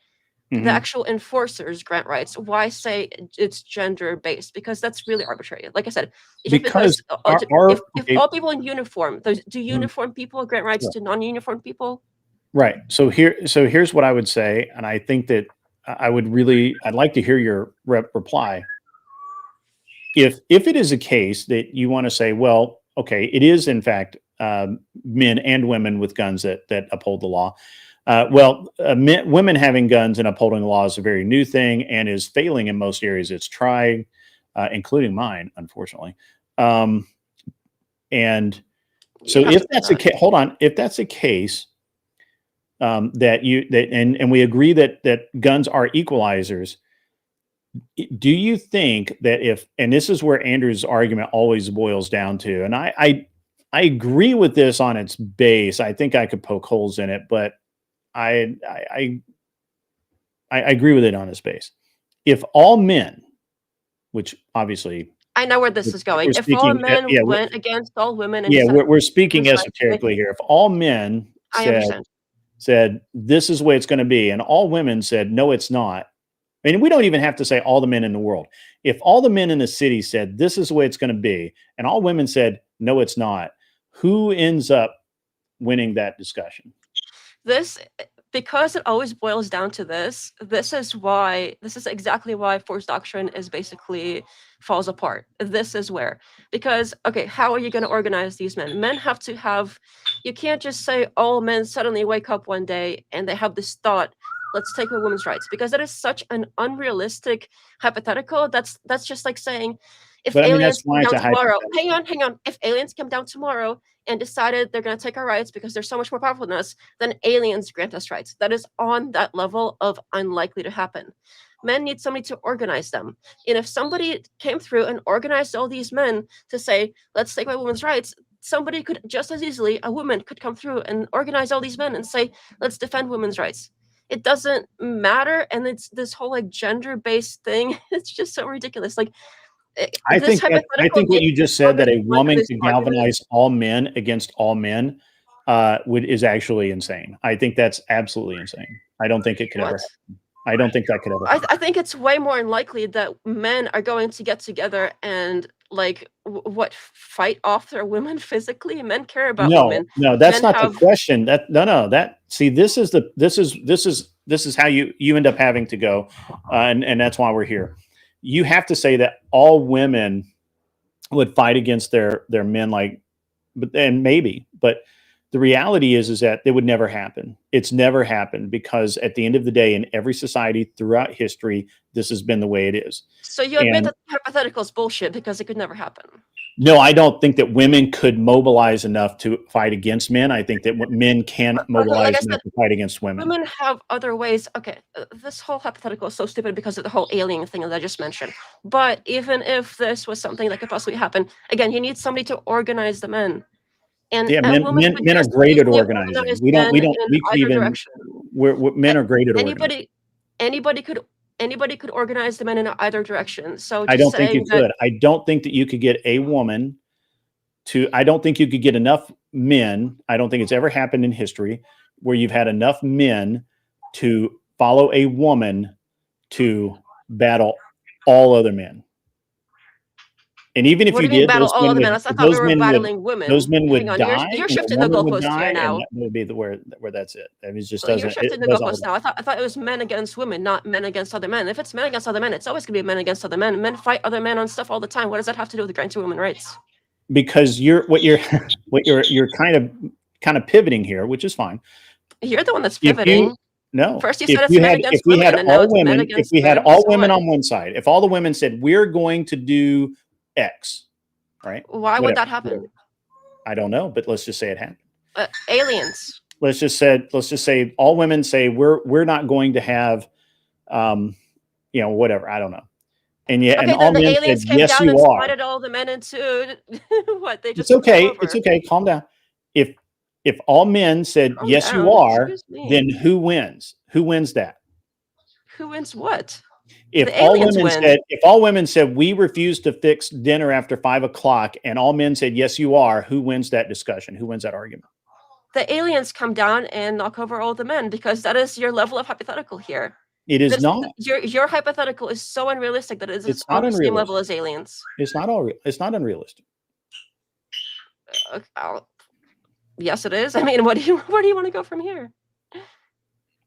I don't understand why you don't think it's realistic. It literally is something that, I mean, it may not actually be able to happen, but it's a very realistic hypothetical. If all women said we're no longer going to get married, we don't believe it anymore, we don't want it anymore, and men said yes, you are, could women not do that? How would they do that? How would they force them? They would literally take them and marry them. And what does that look like? Explain step by step. And what would women do about it? How would that What happen? I'm asking you, if that happened, what would women do Well, about it? how would that happen? How could that possibly happen? I don't know. There's multiple ways it could happen. I'm asking you, what Step could by women step, do about it? please.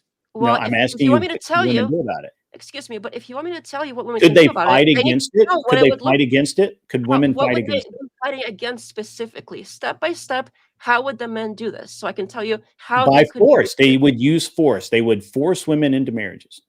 Physically, Happened in step by history, by step, the way. please. Do they Sorry? grab them by the hair and take them to the altar, and then what? They're officially married, and then what? What happens? Yeah, let's just assume that. Okay, Grab so them by the they're hair. officially They married, put them and in. then what? They They put take them in them the from the altar prison. by the They take hair. them out one by Then one. what? They marry them off to their men, and Well, that's it. okay, so say they're officially married now, then what? What do they do with them? Do they physically drag them around everywhere and say we're married now? Is that Yeah, fake? they go to their Do you house in the understand that countryside. this is such a ridiculous hypothetical that it just doesn't work? Right. You can keep reducing it, but I'm just going to keep saying, yeah, that's what happens. But what I'm could sorry, the but woman do about it? What could she do about? What could the women do about it? okay, aliens came down to Earth tomorrow. What can the That's men do about it? okay. Aliens grant You us can't rights. answer because you know that force doctrine applies. Women It doesn't cannot apply do because that. it's a non.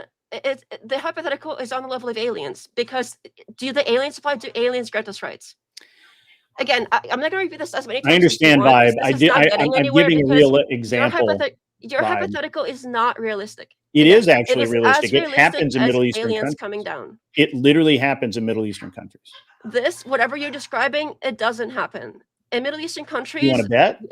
Okay, in Middle Eastern Would countries, you like there to are bet? women.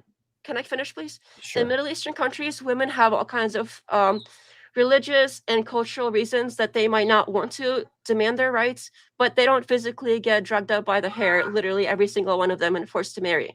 They are willing participants in the matter. So The that is chat not a is good reason. And this is literally not a good inquisitive example. archivist who is on your side said, my mom grew up in India where that happens and still does.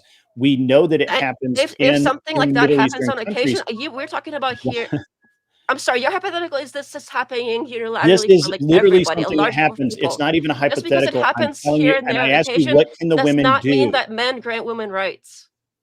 It doesn't follow. It What? logically How doesn't does it follow. not? All of these hypotheticals. Those women have no rights. What can they do about it? What can they do about it? Because on occasion rights are violated does not mean that men grant women rights. It just doesn't logically follow. I'm sorry. I have to go soon, but we can pick this up another time if you want. But you're gonna have to come up with a more realistic hypothetical. This is realistic. I gave you a real world example. Hypotheticals, it doesn't work. This is I not gave a real you world no, example. stop talking for a minute. I gave you a real world example. Okay, and when you I have more keep time, running from that example and trying to say that it doesn't happen when it does happen. And when I say, and I'm asking you a question directly, how? Okay, next time what when do I have the more women time, do? What do the women do about it? a more realistic example, or if you I gave you an exact real example. If you insist that these examples are realistic, please show me some evidence. Thank you. I had fun. I'll come again next time sometime. Hopefully, if it's after 8, I'll be on tomorrow or no, Wednesday. Get back to work. Yeah. Thank you. Wednesday. Better examples next time, please. Thank you. Bye. Yep. Wednesday night. See ya. I like it. It's interesting. Stop being mean. I wasn't being mean. I was even letting her talk over me. I didn't even get mad that she talked over me, which I normally do, by the way.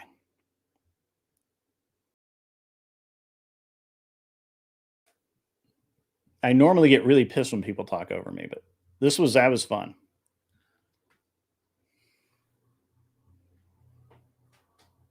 But she did deny the real world examples. I even gave inquisitive archivist example, which I don't like bringing up the Indian stuff. But the Muslims, they do that all the time.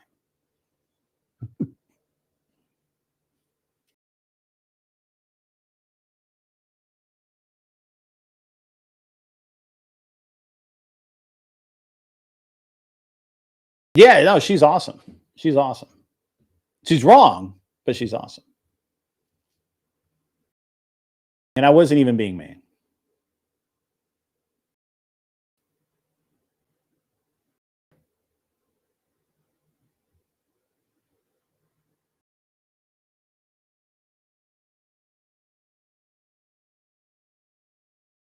It's true. Rumor. Oh, I didn't know that. No, you're wrong, Def. I'm sorry. It's okay. It's very hard for women to accept when they're wrong.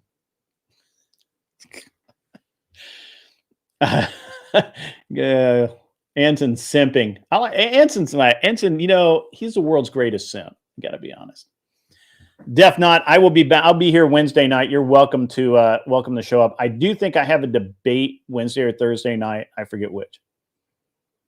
So I think she has to go back to work, which means she can't be on camera, but she can be on the internets. So that's why Sky Lamar. I think she's probably just able to be in the chat, but she can't be on the thing. Hanson is the mother of all simps. That's funny.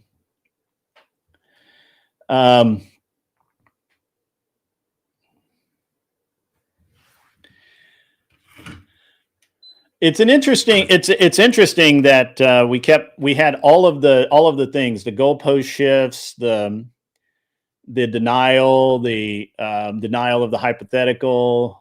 It was interesting. I like it a lot. So, and we all know forced doctrine is literally like real. Like that's a real thing. We all live under a forced doctrine, whether we wish to believe it and or not. I personally think it's a boring subject because it is such a real thing, but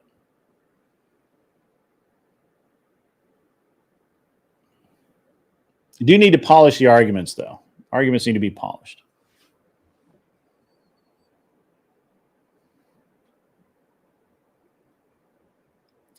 Inquisitive archivist, when women realize that they're not nearly as smart as they think they are, the world will be a much better place.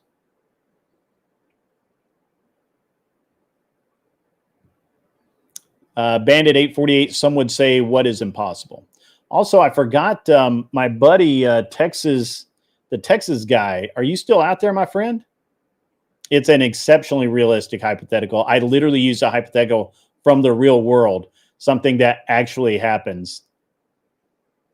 It literally happens. Like it's not even honestly, it wasn't even a hypothetical. It legit happens.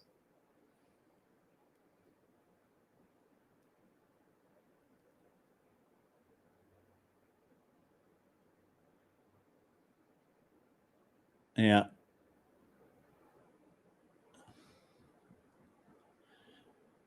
I'm really I'm kind of sad that I didn't get that Texas living outdoors guy. Is he still here? I feel bad. I got caught up in all my shit that I was doing. I don't think he's here.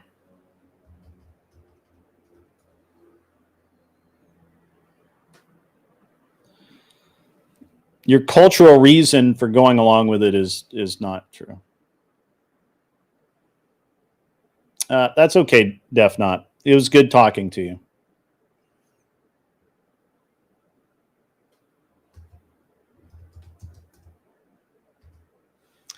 It looks like he's still there, but he's not paying attention to. See if I can get him up here for a couple minutes.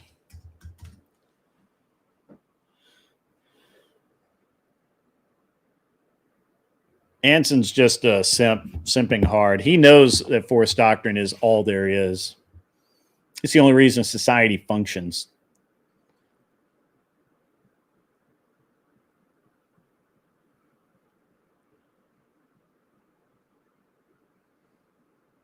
I think it's interesting to argue against it.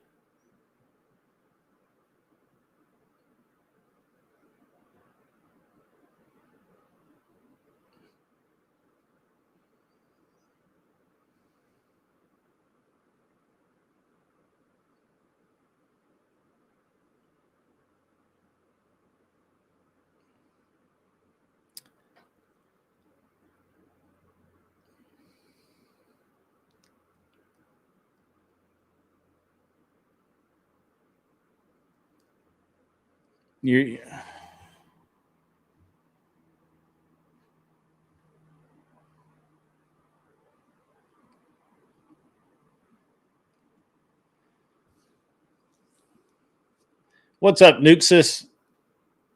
How you doing? Where's my buddy Texan? Where's the other Texas guy?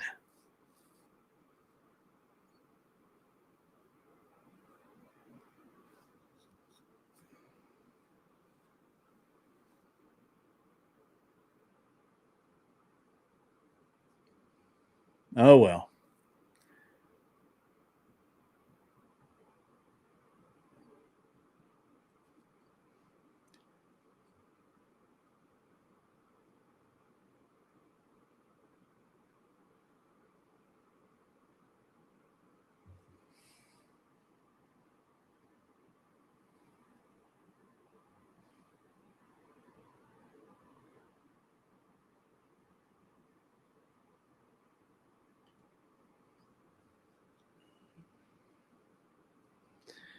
Man, we may have to end it without the Texas guy coming up.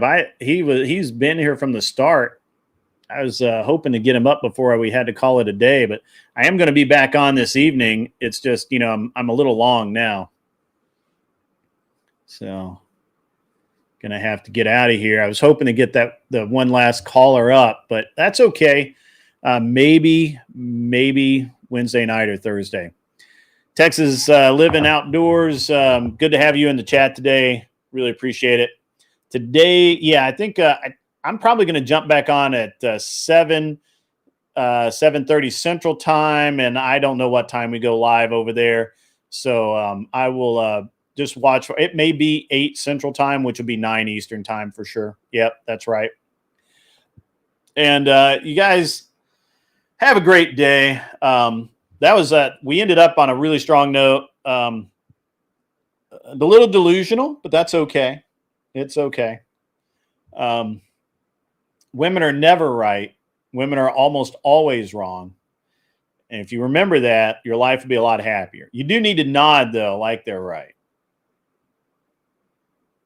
So, yeah. Do need to nod like they're right. Yeah.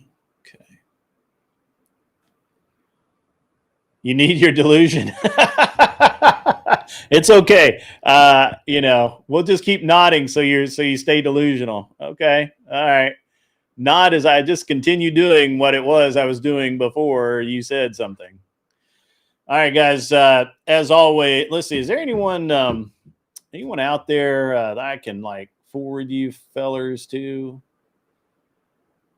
I don't know. Let me see. It has been a great show. Thank you, Mikey Balls. I really appreciate that. I kind of burned through my news a little too quickly. I'm going to end up having to cover some of that stuff on Wednesday or Thursday, rather. But that's okay. It's not a big deal. We'll make it happen, Captain. Let's see who is out there. Who is live right now? Somebody help me out with who's live.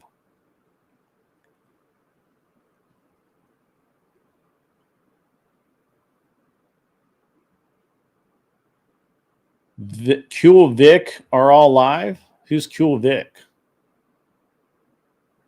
I don't know who that is.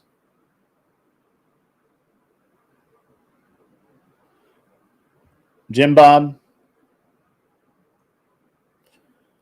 I'll raid Jim Bob, but I would prefer to raid a smaller channel if possible. Somebody that's not really, doesn't get rated a lot and could use a few viewers. Jim Bob, yeah, he's doing all right.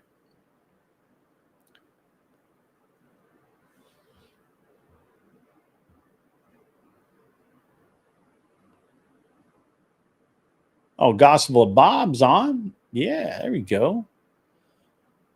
I don't know who Cool Vic is. All right.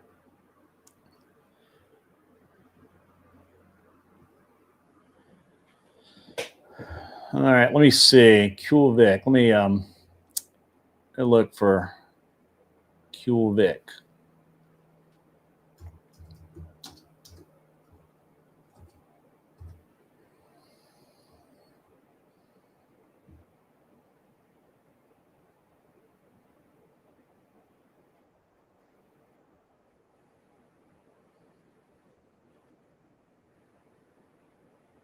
Okay. All right.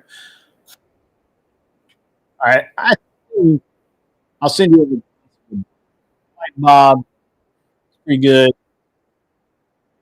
He's only got 693 subscribers. I think you guys can help him out with that.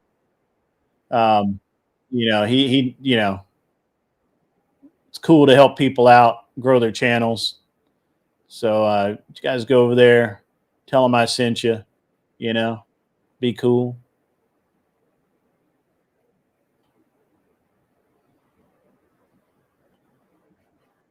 And oh wait, they don't have redirect privileges over at Bob, so we'll do the cool one. Vic, tell Bob to fix his shit.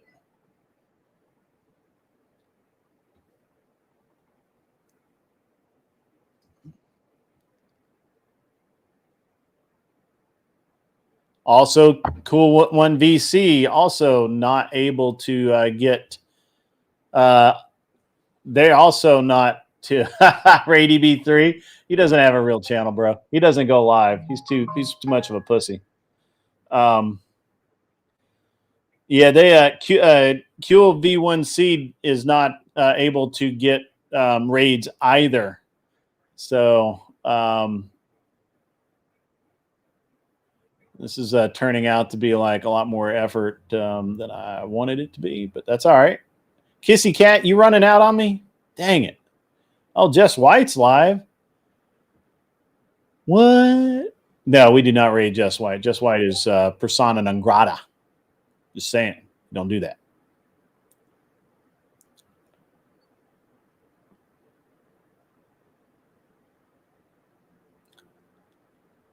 Could raid Destiny. You guys would be so pissed at me. Jim Bob it is, folks. Jim Bob it is. Jim Bob it is. I wanted to help a smaller guy out, but it's tough. It's tough.